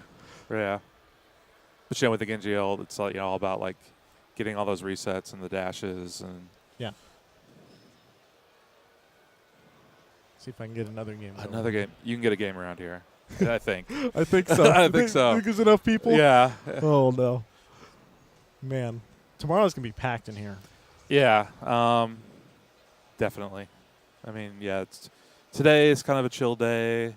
But the next few days after that, when it really opens up to the public, I mean, I think you were telling me like last year there were 380,000 people here. Oh, my God. Yeah, over the process of the convention. And that's a big number. That's a lot. That's a lot of people. That's ridiculous. Yeah. People are here to, play a lot of awesome games. I don't know, Chad. It's it's hard to understand like just how big this convention is. It's like I didn't really think it was that big. It's not just like one building. It's in Cologne Messe. What's the sort of area here? It's like an entire complex of these huge buildings. So there's literally like, I think 4 or 5 huge buildings worth of games from, all the big from all the big publishers here. And then buildings full of, merchandise, press, like everything else. And it's starting tomorrow. It's open to the public. right? It's gonna be wild. It's going to be kind of crazy. Especially around here. There's going to be a long line for Junker. Yes, there is. There is. I remember, I think I was talking to Stylus, and he said last year the lines were like 3 hours long. Yeah. No, it's kind of crazy. It's a ridiculous amount of people. And you're here at Ground Zero, just playing, Just hanging out. just hanging out, building a just turret. talking about a turret Just playing, right playing outside some their games. spawn. I'm still waiting on them to connect, but when they Okay, get here, like, yeah. they got a surprise. Yeah. But at least you put it in a spot that's not too bad to kill. True. So one question that keeps getting spammed is, from start to finish, how long does it take for some of those big balance changes, such as the D.Va changes, to get like processed? Or I guess It depends upon whether or not. So, like for macro missiles, like you basically got to create new effects for it. So that takes a little bit of time. But like, it's kind of interesting because a lot of those cases, I mean, it will be thinking about it for a while, you know, and like sort of figuring out exactly what to do, and then we'll like just go and act on it. And a lot of that stuff, it can actually, in some cases, happen faster than you think.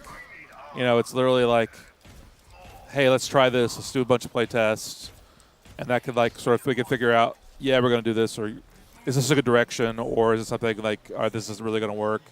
And that could happen within like a week, yeah, right? Sometimes it's like, there's some things, again, we know it's like within a day. It's like the first play test. It's like, yes, this is a good idea. We need to do this. We'll figure it out. yeah, You know, that makes sense. and then it's just a matter of like dealing with, you know, sometimes when we change abilities, have to like go in and change tooltips, you know, change the little, you know, when you hit F1 and like look at the hero's abilities, go change some of that stuff, or it's just sort of dealing with that change. And for some of the things, yeah, it requires a bit more art. In that case, it takes a little bit more time, but I mean, they can work pretty fast. Yeah, especially when it's like, you know, some of the changes are just numbers, and some of them, like for example, 2 Junkrat mines, right? Like I just pick Junkrat.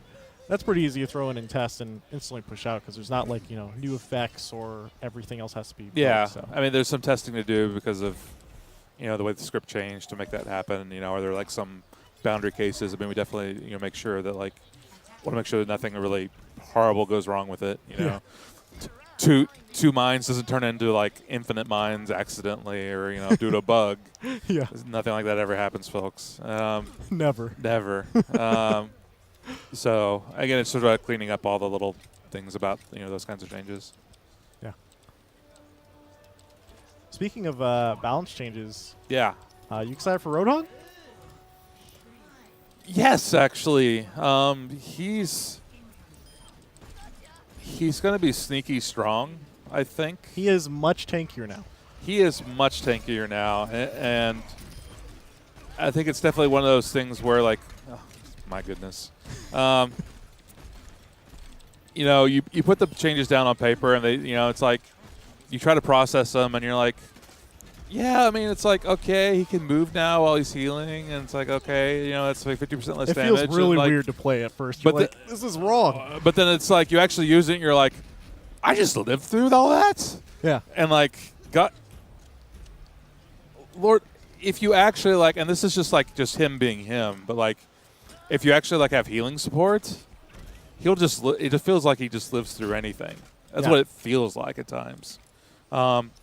In the meantime, like if you're playing the Junkrat, you're gleefully like hooking people, and yeah, but you know it's You got a just- lot of mobility yeah, now. It's all of a sudden you got the mobility, and that's because that's one of those things of like being feels able fun. to move while healing means you take less damage simply because you're able to actually like get around cover faster. Yeah. You know, it's like you can put yourself in a position where you're just not taking damage because you're out of line of sight, right? So it's not just about the 50% damage reduction; it goes even deeper than that. Yeah, because you can actively like walk away. Yeah, as and you that's the take kind of damage. thing of like, whenever we announce PTR changes, there's a lot of like, oh my god, and then it's like, well, just wait, just play it, Yeah. and then you'll like actually get be able to understand a bit more of like what's really happening with it. You'll see the entire package.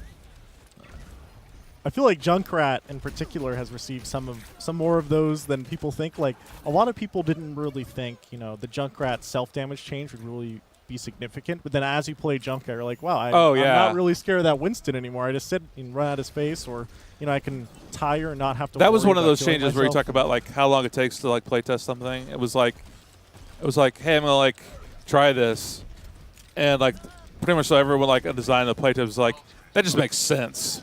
Why would he care about his own explosives? It's His hand's on fire. Junkrat. It's Junkrat. It's just do that. We'll worry about the balance later.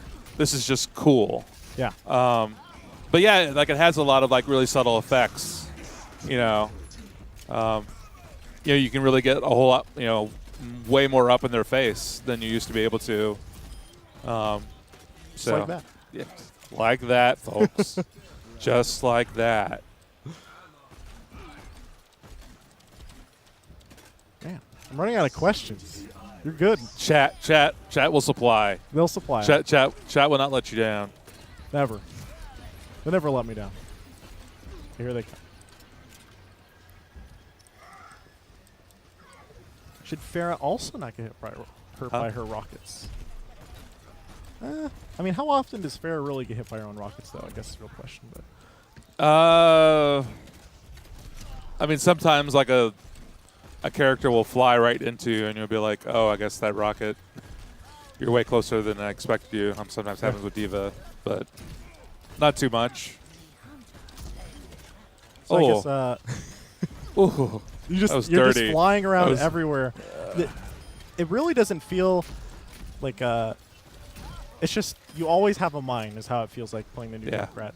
You can always jump somewhere and finish them off with another mine and get out. And it feels amazing. I guess another question that keeps getting spammed is Mercy's reliance on res. I mean, it's something I always like rant about, I guess. But I guess kind of makes sense they ask it if I rant about it. But So, chat, I can't talk about it right now.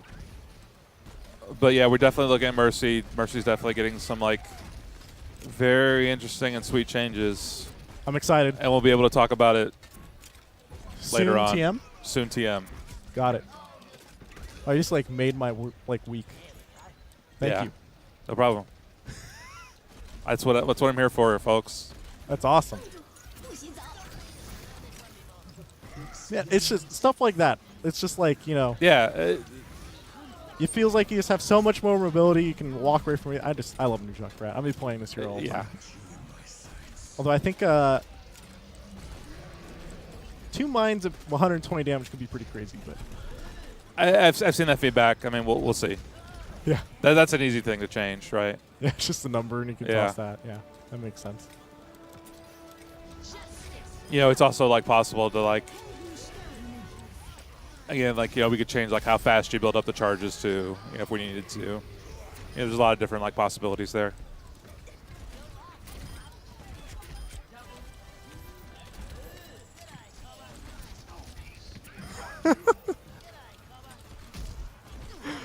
Oh my god, that game. Yeah. It's a little bit ridiculous. It's fun though, and it's in a good way. You make a lot of heroes look ridiculous, to be honest, though. He's complimenting me.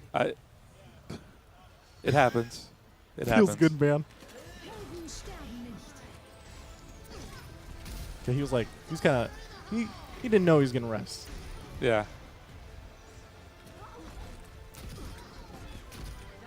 So who's your favorite character?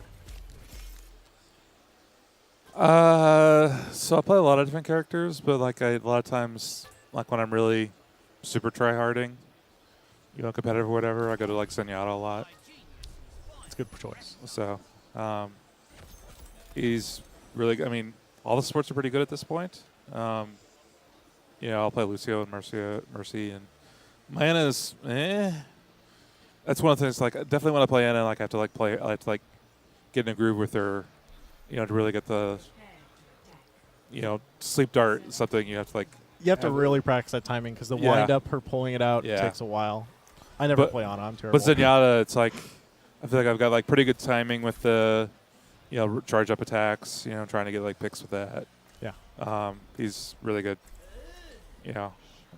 And it's been great to see like, but a lot of lately because he's been in the meta, like a lot of really really good pro players. Really, There are seeing some crazy ones. There's some crazy ones. I know, like 3 Boombox. Boombox. Oh man, Boombox is the truth. There's too many good Zenyatas. Yeah. You can just go down a list and it's just like. Whew. Yeah. The funny part about like pro Zenyatta players is how good they are with right clicks. Yeah. Like you don't expect it because like in solo queue or just general ranks play, you don't really notice it that much. It's just like, oh, like maybe occasionally die to it. But, like pro play, you see them charging up like all the time. Yeah. Well, it's just like, you know, pro level. It's like I'm not sure if like the Tracer versus the Zenyatta, like it's a way more balanced matchup than you'd think. Yeah, It's just like whoever hits the shots. Yeah, Exactly. It's like Zenyatta orbs to the face really really hurt, especially with Discord. Oh yeah. Turns out they can. Yeah, that's for sure. Man, one thing I love about Overwatch maps is how you always like it like references the shorts and the videos and stuff like that. Yeah. It's like the plans in Yes. game. Like Totally. it's awesome.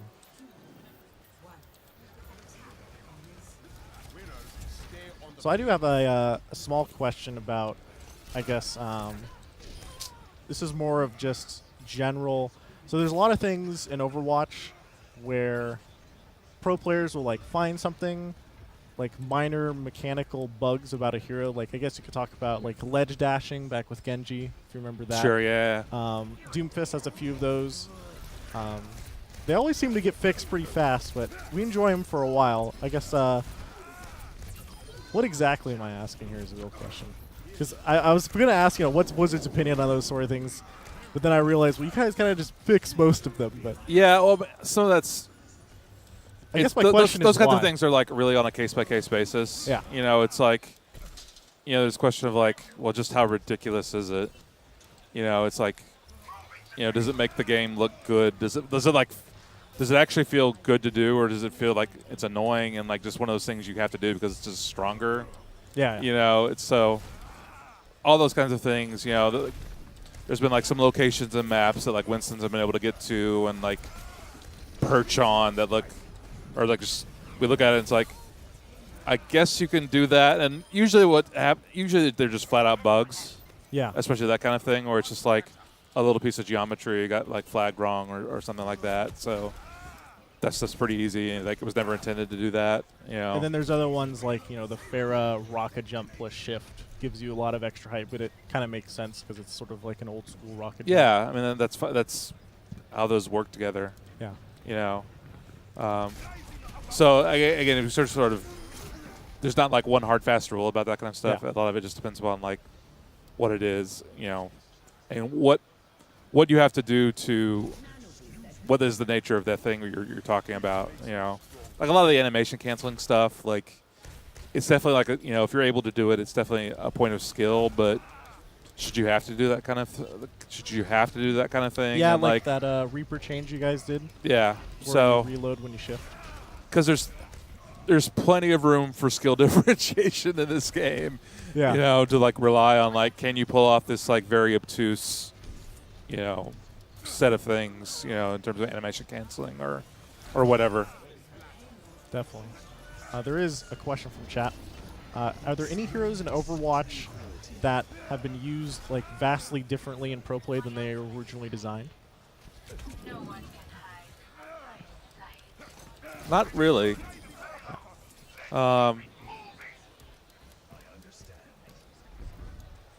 Yeah, not radically so. I think the only one I could think of is maybe Sombra with its, Oh, we knew. with like teams were replacing like supports for a little bit, and then Again, like it was a core part of her to be able to hack health packs and Yeah. provide that kind of functionality for her team. So definitely, we knew about that, and it was definitely like part of the thing. yeah, If anything, I think I'm glad that like that's an that option. that is an option. Like you actually do see like Sombra, at high levels of play. Sometimes it's very map dependent because it's like, well, are there like enough big health packs around? In some cases, it's good for the offense on a map. Sometimes it's good for the defense. And that's something we're like sort of like still evaluating, in terms of like is she too good on a particular map because of a health pack placement, and sometimes the change for that isn't like changing Sombra. It's like, well, let's move the health pack or Yeah. change it around, something like that. Some of the health packs for Sombra, like Temple of Anubis, there's like some amazing ones, like the second point on Anubis, the big pack underneath. Definitely makes sense. I guess I do have just a question for myself now that I have you here. Are there ever going to be any plans to add a pure solo queue in ranked? I'm sorry, I didn't catch that one. Is there ever going to be plans to add a pure solo queue for ranked? We know it's been requested. We're very hesitant to do that. Yeah. Because I think part of the time when people say it's like, hey, we want solo queue, I think there's also sort of this idea that like, hey, we could also get like a full team queue as well. And it's kind of interesting because like when we originally envisioned what competitive play online would be, we sort of did think of it more as like a full team exercise. But it's just really tricky because it's very easy to find a large number of players that like are queuing solo, Much harder for a full 6-man. for full 6, especially it's like, I mean, you think about like how difficult it is to find like, I think the matchmaker does overall a pretty good job. I mean, there's always exceptions, but like it does even a pretty good job, even like pretty high level, high SR play. I mean, generally speaking, you find roughly, pretty equivalent matches. The matchmaker is also trying to do a lot of stuff with terms of like, I think it does a pretty good job of like matching groups against groups. Yeah. So I mean, I think that's another thing where I think if it wasn't doing as good a job as it was, I'd be a little bit more willing to say like, oh, maybe we do need to do a solo queue because we know that the perception of like, if we had a lot of like 6 stacks playing 6 solo players, like we had that, but we don't really. Because like, it definitely does try to find like 6 stacks, matching them with. Most of the complaints about matchmaker usually come from like super off peak times and there's just not many people playing. Yeah, so interesting story about that. So we know that like there's some very clever people in Brazil that figured out it's like, hey, if we can 6 stack like at 3 o'clock in the morning in Brazil, where there's not as much population as there is like here in North America, it's really hard to find a match. So we literally stopped making them. Like the matchmaker has this thing where like it So figures what happens out. now? Yeah, so the matchmaker, like, if there's one of the core features of it is that like it tries to figure out based on the skill of the players, like what the win expectancy for each side is. Yeah. Because it's really trying like what it's trying to do is like get that down to 50-50, right? Yeah. And again, it does a pretty good job of that, accepting these like. So something we did, and we've sort of quietly done this, like over the last few months, is like put in restrictions saying it's like, you know what, past a certain percentage, we're just not going to make this match. So it just doesn't match the blue when they're forever in queue? If they really try that, yeah. That's great. And we've actually been quietly reducing that like win percentage like down. Yeah. Because we're worried a little bit like we just need to be careful that like it doesn't impact. We know it's going to have some impact on like queue times, and we didn't want to, so we have to be a little bit careful about it. But we've been like slowly, silently reducing that down like over time, and so far people haven't really noticed. Which maybe it's a bad idea that I talk about this now. But anyway, I talk about it. It's a secret. No, Yeah, no. Chat, you're with me, right? Yeah. they're always with us. Yeah. I guess the other big complaint about like the rank system in Overwatch is usually it comes from like people trying, like there's a lot of I guess general community complaints about people figuring out like, oh, if I play, this is a community perception, I don't know if it's actually legitimate Sure. or not, like, hey, if I play this off meta hero, Right. will I get more SR than playing the meta hero because certain Yeah. SR gains are different based on heroes and all that stuff and et cetera. Right. I guess. What are we necessarily doing? True? Is that necessarily true? First off, and if so, now that people are learning about the system, are there any plans to? Change Yeah, it? I mean, to be honest, a little bit of it is overblown. That's what I. There is a little bit of truth to it. So, like, I can't get like I know chat's been. I've been reading I've been reading you guys chat. You've been asking a whole lot of like, what are we doing with competitive? And unfortunately, I can't really talk right now about like all the stuff we're doing for season 6. Soon, very soon, I'll be able to talk about that a bit more. But we definitely are making some adjustments to try to address that particular issue. That's exciting. Right. That's cool. So, Nice. and again, it'll take a little bit of time. Like, it's one of those things of like making those kinds of adjustments to the matchmaking system. Like, it'll take a little bit of time, and there might be some kinks, but we're definitely like when the next season, we'll see some cool stuff. Okay, now I'm excited for season 6. Really excited. Again, we'll see some stuff. We'll see. Yeah, like I said, it's one of those things of like it'll be a subtle change because I Yeah. think in a lot of cases it was a bit more overblown. I think it more of just addressing it kind of automatically gives feedback to like or changes the community perception. Yeah, I mean, it's So- definitely like we're definitely aware of the feedback, and it's something of that. But that's the kind of thing of like we've had like some like there's definitely been like some like anything with the statistics, guys. Like you can really sort of cherry pick and like find like the one case where make it look really bad. But in a lot of cases, I've definitely seen like videos from Mercy mains who say like, hey, my win rate's not less than 50%, and like my SR gains aren't crazy at all. But then like, actually Sombra is actually a little bit worse than Mercy in that regard, just because there's so much difference between a really good Sombra and a more average Sombra. I mean, she's actually she's one of the heroes that actually has the highest like sort of like skill gap between the floor and the ceiling. That's definitely true. So like I said, there's a little bit to it. I think a lot of it's still sort of overblown. Like we don't give you SR just for playing Sombra. You do have to win games. Just think of like, well, do you have to win as many? Maybe not. But again, there's a lot of like unique circumstances to those Lots kinds of different things. factors. It's all very complicated, and making these kinds of changes take a little bit of time because we can't just rely on feedback from the players.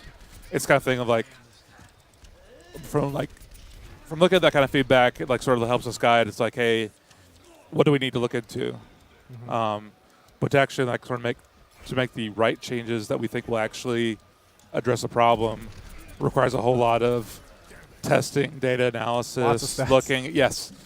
A ridiculous amount of stats.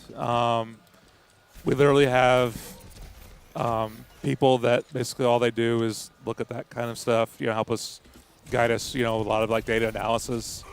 So it's a very complicated thing, but we are definitely making changes for the better. Makes sense. Speaking of stats, I've always been a big advocate for more stats in Overwatch. Are there ever any going to be like other plans to implement more stats onto like the scoreboard for Overwatch? On the scoreboard, there's a lot right now, and like that's kind of thing of like looking now. There's like if you hold up tab again, there's a spot there. Yeah. Where we could put like something there. Like if someone told me, so like this is exactly what it should be. It would be a great stat. It's like, yeah, I could add that. That doesn't bother me at all. Changing the UI so there's a whole lot more stats and like literally flooding your screen with stats. I think that's like the tab screen isn't necessarily the best place for that, but that's something like when we implement match history, which we're working on. Oh, We'll get there eventually. I soon, think that's TM. less soon. Okay, far but TM. someplace in between. But when we do get to that, I think that's a much better like sort of place to look at a lot more stats. Like, because I think some of that's also like we're working towards providing a lot more stats, not just for players, in match history, but also for esports. Ooh, So that makes me excited. yeah.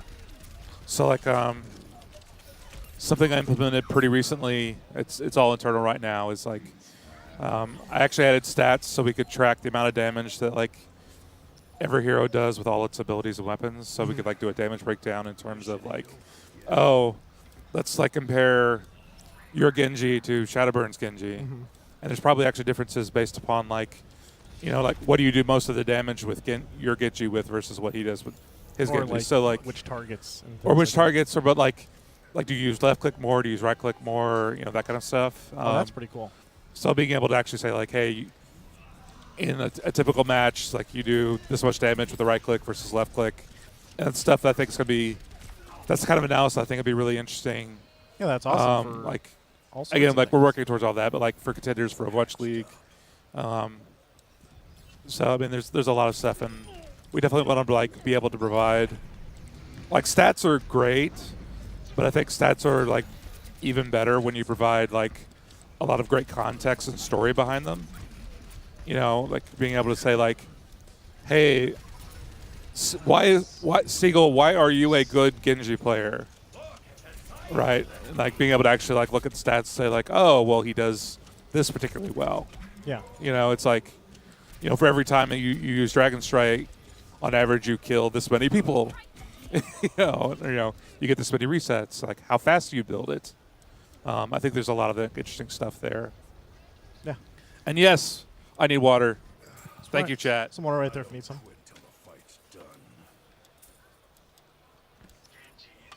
I am dying. No, you're not. What the heck? Don't die. I need this one trick problem solved. We're working on it. Yes. Thank you. Delicious water.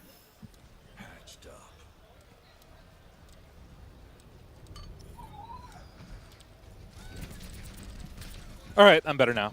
Nice. Thanks, chat.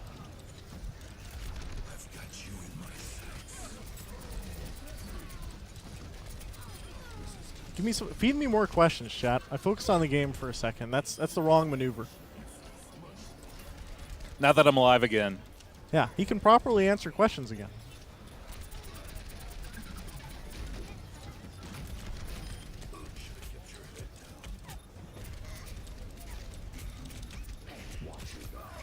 Let's see. Wow, it's going fast now. Yeah, it's going way too fast. Oh, that is a good question about SR decay. I guess there's been a general community sentiment, at least that I've seen, where That it sucks. well, SR decay is kind of necessary for like Yeah. high rank players like GM plus, but lots of people are like M Diamond. Why do I have SR decay? Are there Yeah. going to be like any potential? Again, I can't talk about Season 6 changes. Oh, okay. We are making, but yeah, we're making some adjustments. There's some short-term stuff we're doing, and I think long-term, again, I'm not super happy with it in terms of like a lot of the like negative psychology around it. You know, that the feeling of like, oh, I have to play this game. I have even though to, I don't really play want it. to. Yeah. And again, like, it is achieving like an important purpose, and that's something. Like right now, I might change it. Like, there's short-term changes that I would talk about, like maybe later this week. And then there's sort of like some stuff. In the medium term, I might also like even loosen up a little bit more. But I think long term, I want to try something. I want to see if there's something that could like a better method of getting to the result. Yeah. That's important. Without Not to play the game every day type of thing. yeah, I mean, because to be honest, like you should play Overwatch because you're having fun. Yeah. End of story. So Makes sense. Are there any, I guess, spectating features or improvements that you guys can talk about in terms of esports? we're doing all kinds of stuff for spectator mode. We're doing a lot of like camera work. We're doing a lot of stuff that stuff with replays. That's another thing that we're working on that too, chat. Because replays are actually like a really cool thing for esports broadcasts. So you can do stuff like being able to like do really cool instant replays and not just do it from like the view that like the player's view, but actually be able to like do an instant replay where we can like move the camera around and like get a full replay where you have full control of any point. yeah, or being able to go back and say like, hey, all right, you know, this Tricia made this awesome pulse bomb play. Let's go back in time to like look at that, but then don't just look at it from Tricia's point of view, but like move the camera around so we can actually get like an awesome view and see all the carnage, you know, like perfectly framed. So there's stuff like that. Like we're doing a whole lot of like cleanup in terms of like, you know, the sort of spectator UI, making that a much better experience. I mean, we're definitely doing a lot over the next few months. And I think players will be able to see a pretty big set of changes for like BlizzCon and World Cup. Yeah. We really sort of set a goal for ourselves to be able to like. We really want to have an awesome experience for you as a spectator for World Cup because those are going to be some awesome matches. They've already been awesome, man. No, they've been really USA. good so far. Yeah. But yeah, no, like the 8 teams that are representing, like they've all done. They're all really good teams. And Korea might not win it. I wouldn't bet on it. I said might. Yeah, true. Might. Always a chance. Always a chance. But no, I think there's a bunch of good teams, and like I think the meta by the time BlizzCon runs around, the meta will be a little bit different. So there's always some, we'll see how all the teams react to that. But so it'll be really exciting. But I said we're really trying to make the spectator experience pretty awesome. So yes, we're definitely working on that. And that's all leading up to Overwatch League, which is going to be crazy. That sounds awesome. I'm honestly been waiting for like spectator features for a long time, and just hearing it come out just for Overwatch League stuff just makes me happy, man. Yeah, I mean we've known it's been something we were going to have to address. Yeah. And I think like the observers and like we've been able to do like a pretty good job with like the broadcast like so far. But there's definitely still stuff we can do. Makes sense. There's a good question I just read in chat. I just missed it. I'm going to stare at chat and hope he spans it.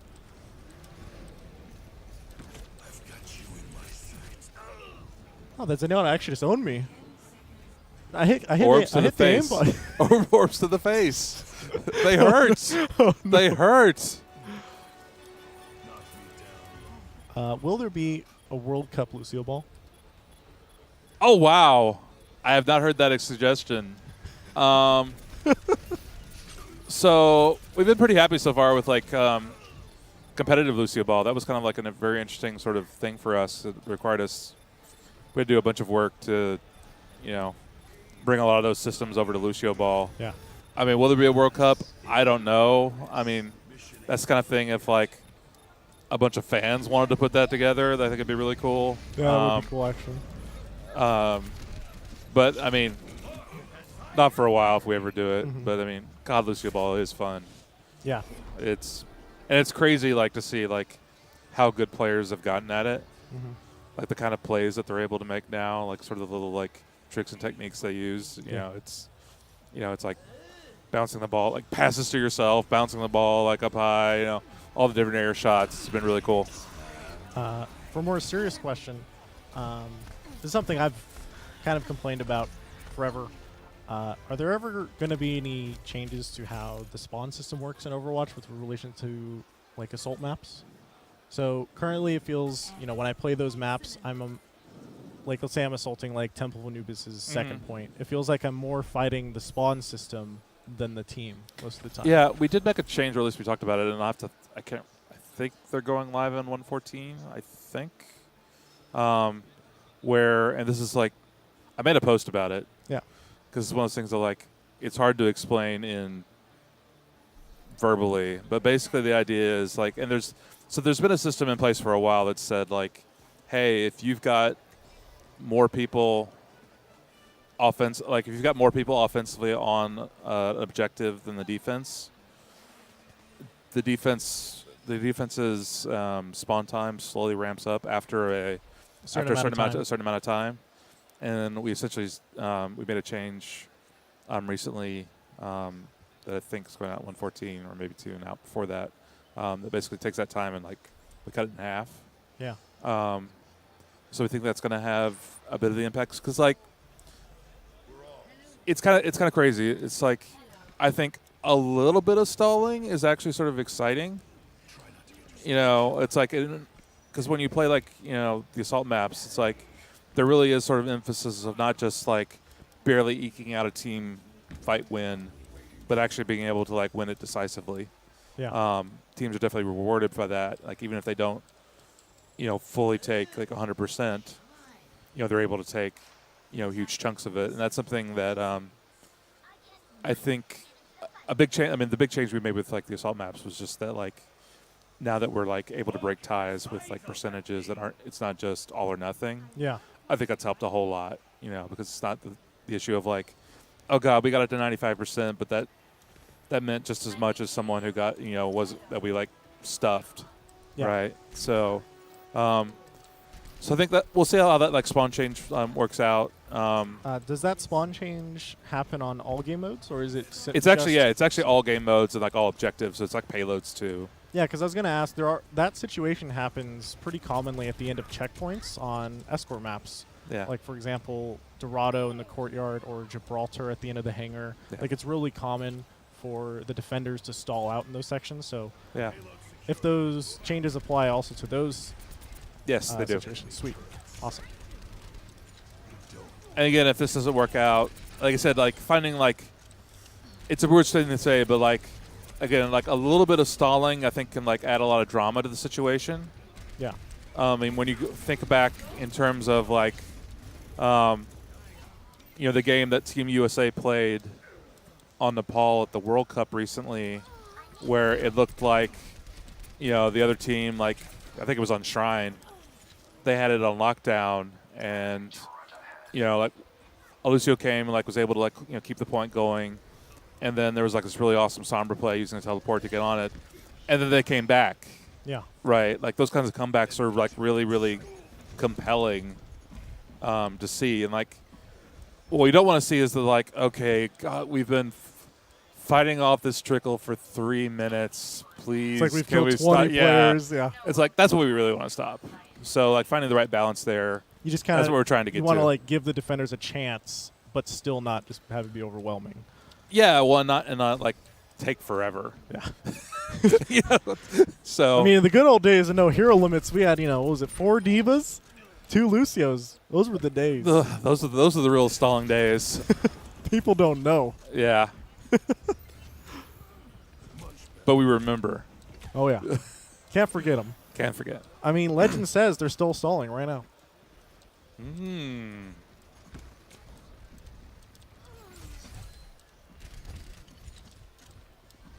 Let's see.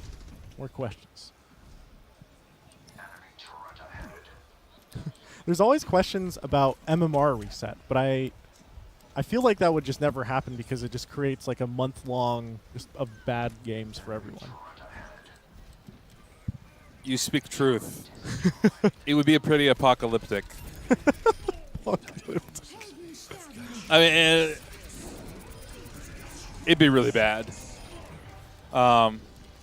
It's something where, I mean, if chat remembers, there was a season where we compressed the SR a little bit. I think it was like season 2. Oh yeah, it was season 2. Everyone It was season remembers. 2. Like we compressed it a little bit. So like, am I actually on camera?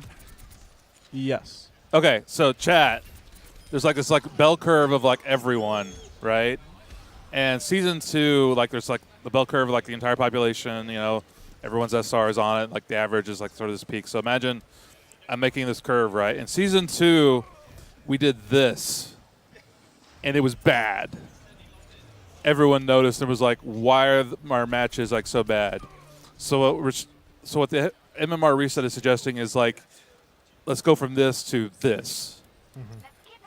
And it would be it would be horrible for a while.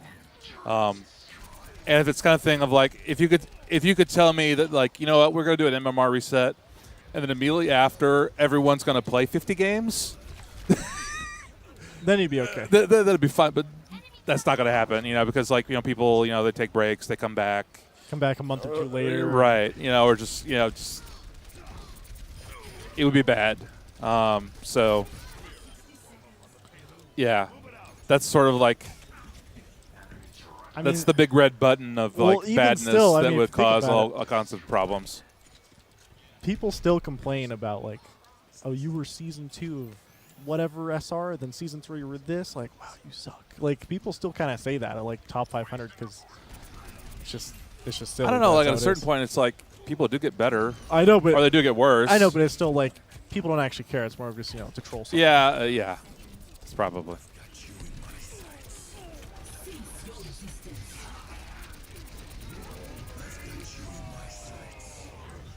for more questions. Someone brought up role selection and matchmaking. What are your thoughts on that?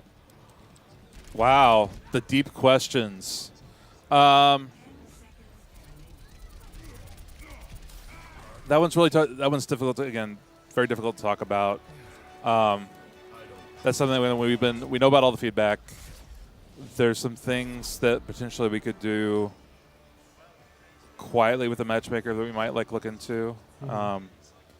I think a lot of the issues, the kinds of things that I would love to try to address are, I think some of this will help with toxicity, which is I know is sort of a big thing for everyone. Hey, if we can prevent situations where multiple people want to play the same character, but then oh, let me play this character or I throw. Okay, so if the matchmaker can try to be smarter about preventing those kinds of situations, that would be a big win. Yeah. If we can prevent the sort of situations where no one plays support or tanks, that'd be a big win, right? It's more of, it sounds like what you're saying is it's easier to do those types of things slightly subtly behind the scenes with the matchmaker than have something big oh, pick your role type of thing. Yeah, I mean, the problem with the role queuing is just that, and we've discussed it internally, and it's something, I mean, there's been a lot of really good, people have said well, what if you try this, there've been a lot of good ideas out there. It doesn't work necessarily super well with our game as well as it does with other games because it's so in easy our to game, swap. Well, to make it work, we'd have to prevent you from swapping. Well, you can't do that. Yeah, right. Exactly. Well, and there's some characters where their roles are a bit more fluid in terms of what exactly is Roadhog. What is May? Exactly. Yeah. So, we might have to change what the roles even mean. Offense versus defense and so forth. So, again, it's something of, again, we'd like to say, we've been actually again collecting just a tremendous amount of data on this kind of stuff. How often do we have matches with, multiple Mercy mains?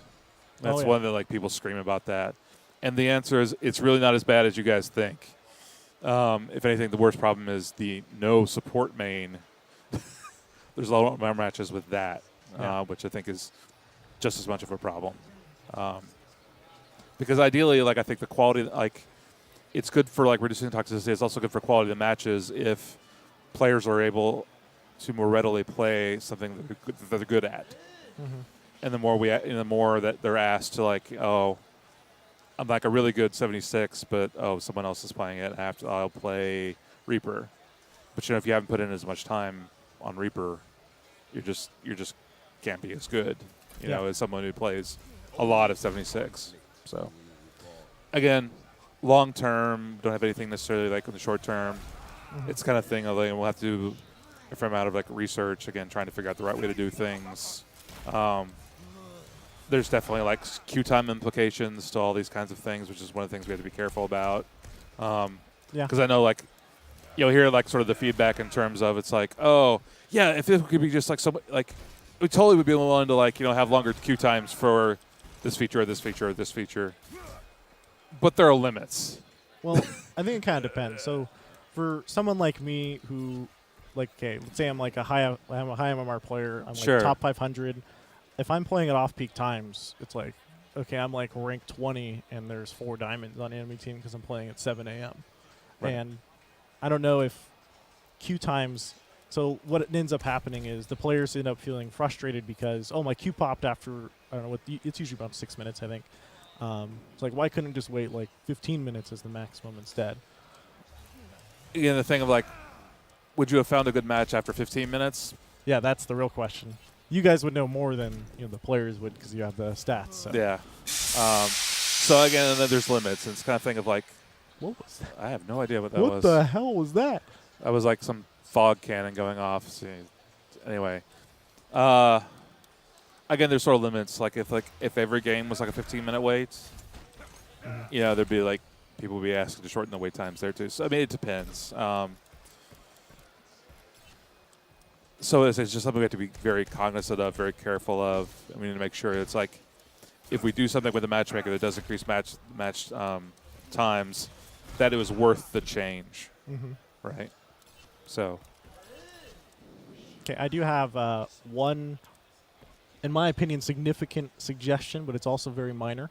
Okay. Can Significant but minor. Got I it. have a transparent objective markers? So, or can I turn them off entirely? Because there are areas and lots of maps where the objective marker can cover up enemy players. We're aware of that. I don't know when we might do something about that, but we know about that issue. Sweet. Okay. Someday. Someday. And it's one of those things that it might be sooner, it might be later. It sort of just depends. Okay. There's definitely like lots of little things that we like to tackle like all at once, but we're doing things like adding deathmatch. That's going to be so fun. I mean, I remember back probably around release of Overwatch, maybe beta, where I think the devs actually said at one point that you guys would probably never add like a serious deathmatch mode. But hey, things change. Things change. It's also It turns out it's really fun. turns out it's very fun. It's awesome. I'm really glad you guys added that because it gives, like, there's always been, I would say, kind of like this missing area where I can just sort of just mess. So I feel like in quick play, it never feels like people are actively really trying that hard. But in ranked, people are often trying their hearts out. And there's been nothing in between. But I feel like deathmatch on a custom server with my friends kind of adds that middle ground. It's like you can try and kill each other, then yeah, or you can play as a hero and you don't have to worry about like your team or your team screaming at you. It's like, why are you playing this character or whatever? I know we've gotten a lot of positive feedback in terms of like players using it to warm up. Yeah. Or strangely enough, cool down. It's like if they get a little bit frustrated. maybe someone tilted at you in your ranked game. Yeah. Hop as DM, Yeah, exactly. So, and like I said, it just ended up being really fun. We made and the map that we made for it, it's awesome. Yeah. That came together pretty quickly. And I think that it's something that's once players actually get their hands on it, like once it goes live, we'll really see how much is it, which is more popular, FFA or team? Do we support it with more maps in the future? Do we support it with a competitive mode? Who knows? Competitive deathmatch. It could, yeah. I mean, we got Lucio Ball. Exactly. Like, it's on. It's like nothing's completely off the table. this guy's a limit. Yep. So we What a try world to we go. live in. We try to go where the fun is, man. True. That's truth. Man, I think I'm running out of people to play against now. No. Where's everybody at? I know it is getting a little later in the day. True. Let's see. Any more good questions from chat? Looks like there is a little bit of spam about people asking about golden weapons and competitive. Right. Personally, I never really cared about it too much, but I guess that could be, people are incentivized to play ranks because they want a golden weapon. Are there any plans to adjust that reward system in any capacity?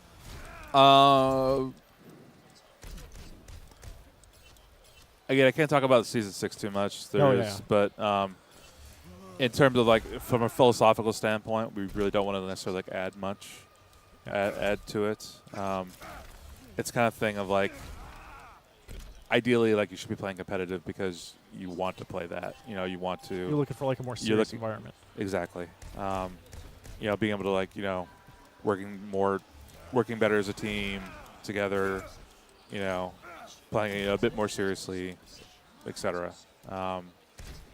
That's the reason you should really playing competitive, not just for the golden guns. Yeah, makes sense. Or if we added anything else, which we're not going to at this point, but yeah. That's one of those things. As a game designer, never say never. True. Very important to remember if you ever get into this biz, never say never. I mean, for me personally, I guess I never really cared about the golden weapons. It was always about in top 500, so you have the cool profile picture, and you can spray, and it's all cool and animated. Need more animated sprays, man. Can't go too over the top, but I like them. It's fair enough. Oh, it does make the top 500 ones very special. Oh yeah, it's true. Don't in that add sense. Okay. more. I want to be special. if we do add them, they just need to be special. Yeah. And it might not be a competitive thing, but I mean, because they're really cool. Like the it's like beat legendary mode in that game that I'm forgetting the name of the top of my head. It was the PV one. Oh, which one? Like the It Uprising one, or Yeah, it was Uprising. yeah, okay. Like beat legendary, maybe you get a cool animated spray, stuff like that. Yeah. I could see cool stuff like that. That'd be Yeah, awesome. who actually. knows?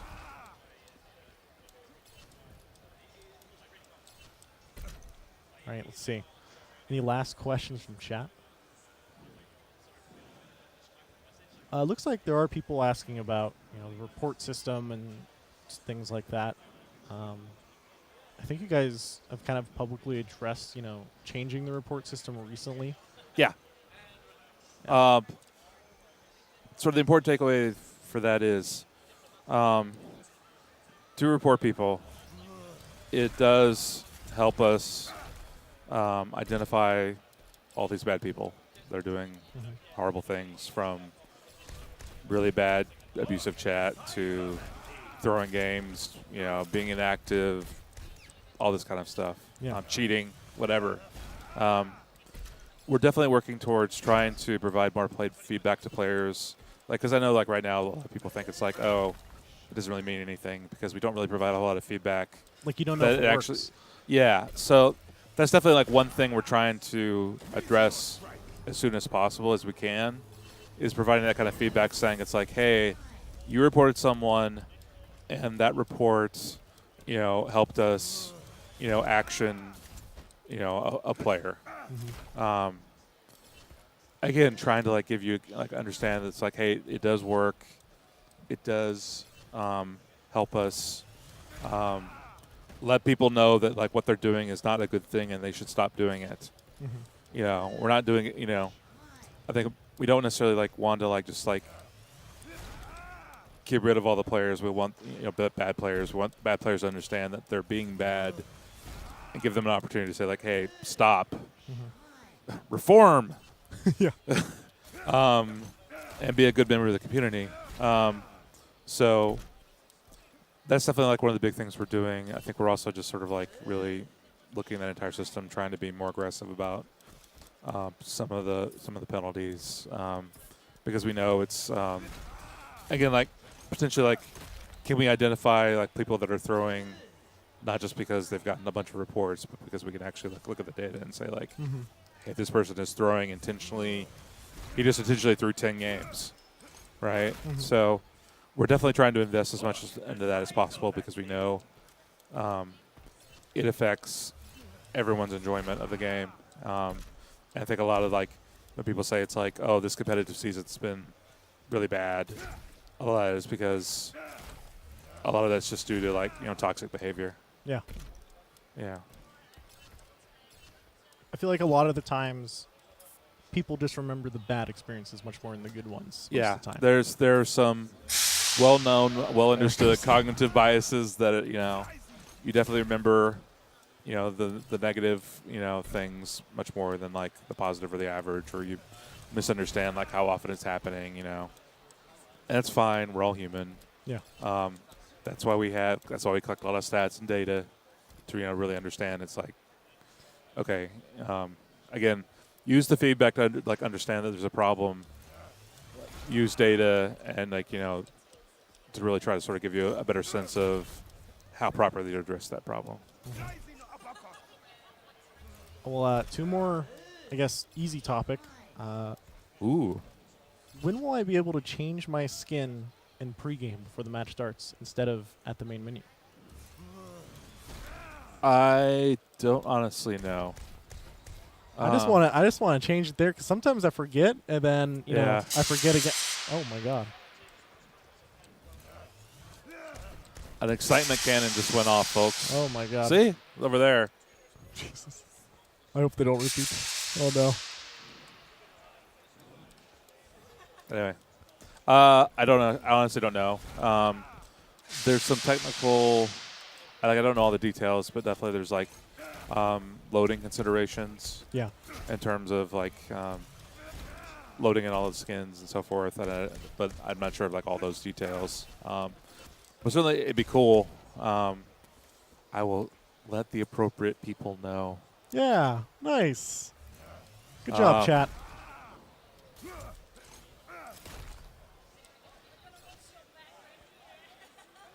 Man, what else? Looks like Uncle Swag has a whole bunch of topics, but jeez. Hey, we've covered a lot of topics. You've been a champ, man. Thank yeah, you. it is kind of late. That's fine. That's why I'm here. Seriously, just thank you for answering all these questions so far. Oh, I appreciate it. It's good to do this kind of stuff. I mean, I know it's like, you might, it's like we're not like, just how to say this. I know sometimes it's not like completely obvious that we are reading all the feedback. Mhm. That we, and the answer is like, yes, we read Reddit. Yes, we read our forums. Yes, we read both Reddits. Oh, no. Right. We're definitely like always looking for player feedback to help guide us towards, improvements to the game and so forth. Some of these things are difficult to discuss, especially like on a forum kind of thing. Because again, like it's just difficult. So, and some of these, when talking about things like the matchmaker and skill rating and all those kinds of things, those are very complicated systems, and just talking about them is just difficult. So, but again, we're trying to make we are there. We are making changes. We're trying out things. Sometimes it doesn't happen as fast as you guys want. It doesn't happen as fast as we want. But we are definitely like always working towards making the game more awesome. So, thanks for playing, guys. Thanks for making it, man. No problem. I think It keeps me busy. I think it's kind of. I guess it does keep me busy. It gets really easy, I think, for the community to like get kind of heated about stuff, just because they just shows they care. Yeah, no, that's just passion. Yeah. That's like, I'd rather be in a situation where it's like people are bitching at us for like all these things than not saying anything at all. Yeah, definitely. Right. I mean, that's just, it's just the way it is. And, we understand that, that kind of, we have to develop thick skins and that kind of stuff. But, but we all know it comes from a place of love. Yeah. Most of the time. Make the game better. Most all the time. Most of them.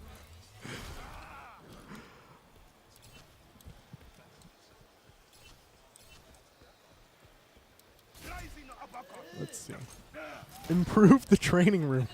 That's a niche feedback. I've never heard that one. Oh, no, we've heard that. Really? Oh, yeah. No, it's something. So when you say like improve the player room, the training room, I think a lot of it comes down to it's like, hey, is there like a better place that I could really like practice my aim, right? And like some kind of, because I know there's like those kinds of like maps exist in some other like FPSs, and I think it's a great idea, but well, it's one of those like there are many great ideas out there that it's just a matter of like priorities. Yeah. I noticed. You don't really notice them as much, but I mean, maybe with deathmatch now added. Yeah. I remember it was during a lot of the tournaments last year that I was at. A lot of the Blizzard employees where they were just like, "Wow, I didn't know the training room got used so often for pros." Because a lot of the time, you're about to enter in a tournament, and it's like you want to warm up, but you don't have time for a ranked game because the tournament can start in a second. You're just sitting on stage, and it's like, okay, time to hop in the training room. You want to be able to leave whenever you need to. Yeah. So any improvement in the training room, all the pros will love you for it. I'm just saying. Yeah. Just saying. I'm aware. Yeah, no, I love it too. So I mean, it's again, yeah. Yeah. I just got warned that we have 5 minutes left. So if chat has any last-minute questions, we got 5 minutes. Hit me. Let's go.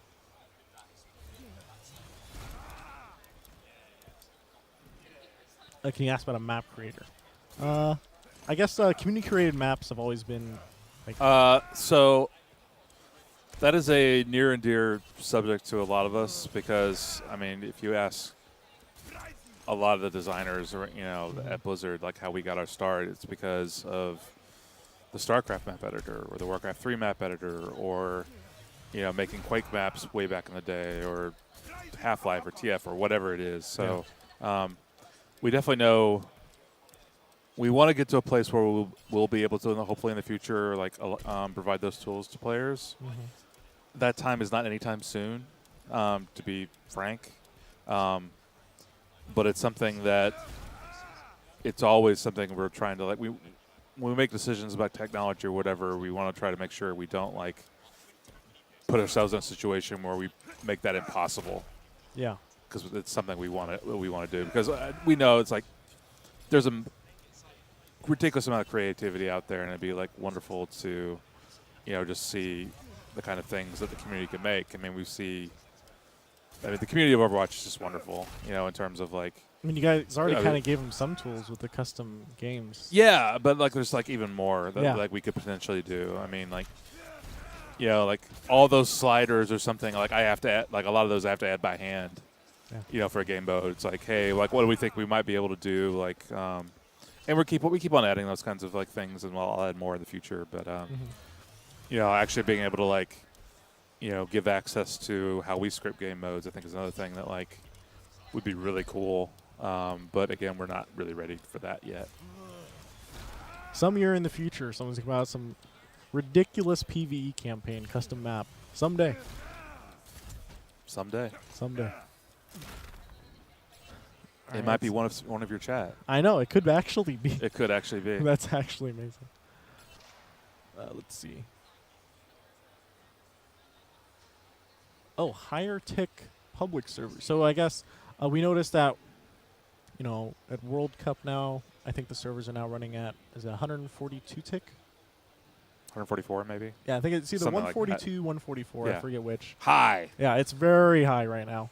Are there any plans to add that to the general public?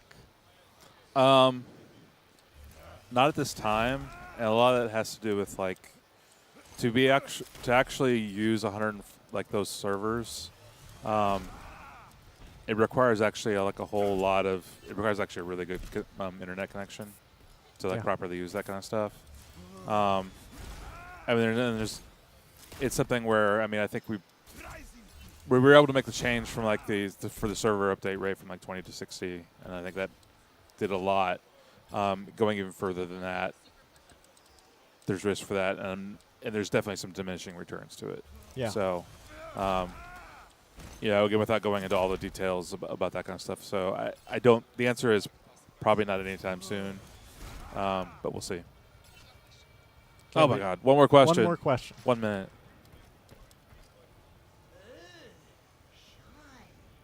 Let's give him a good 10 seconds to come up with a good question. Let's see. All right.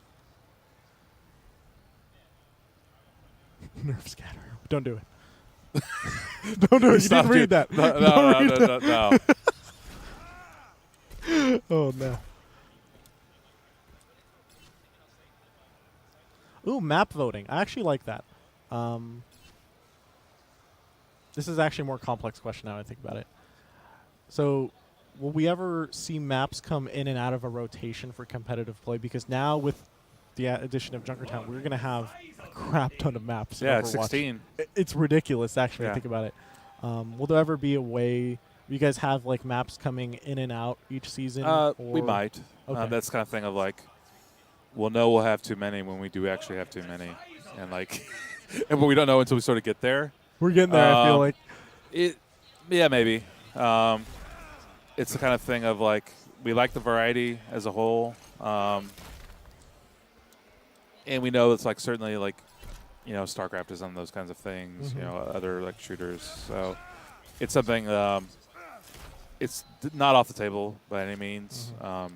It's kind of thing of, like, is it something we do after releasing another map, after another 4 maps? I don't know the answer to that, but Because I know from pro player perspective, like practicing and training for that many maps is essentially like nearly impossible. no, on a high totally. level. Which is why, like, in terms of like map pools for like competitions, we definitely don't. We try not to put the entire map pool as something, as something that would be played at, say, like World Cup didn't have all the maps like Yes. available for it. So we're definitely cognizant of how hard it is to practice 16 maps.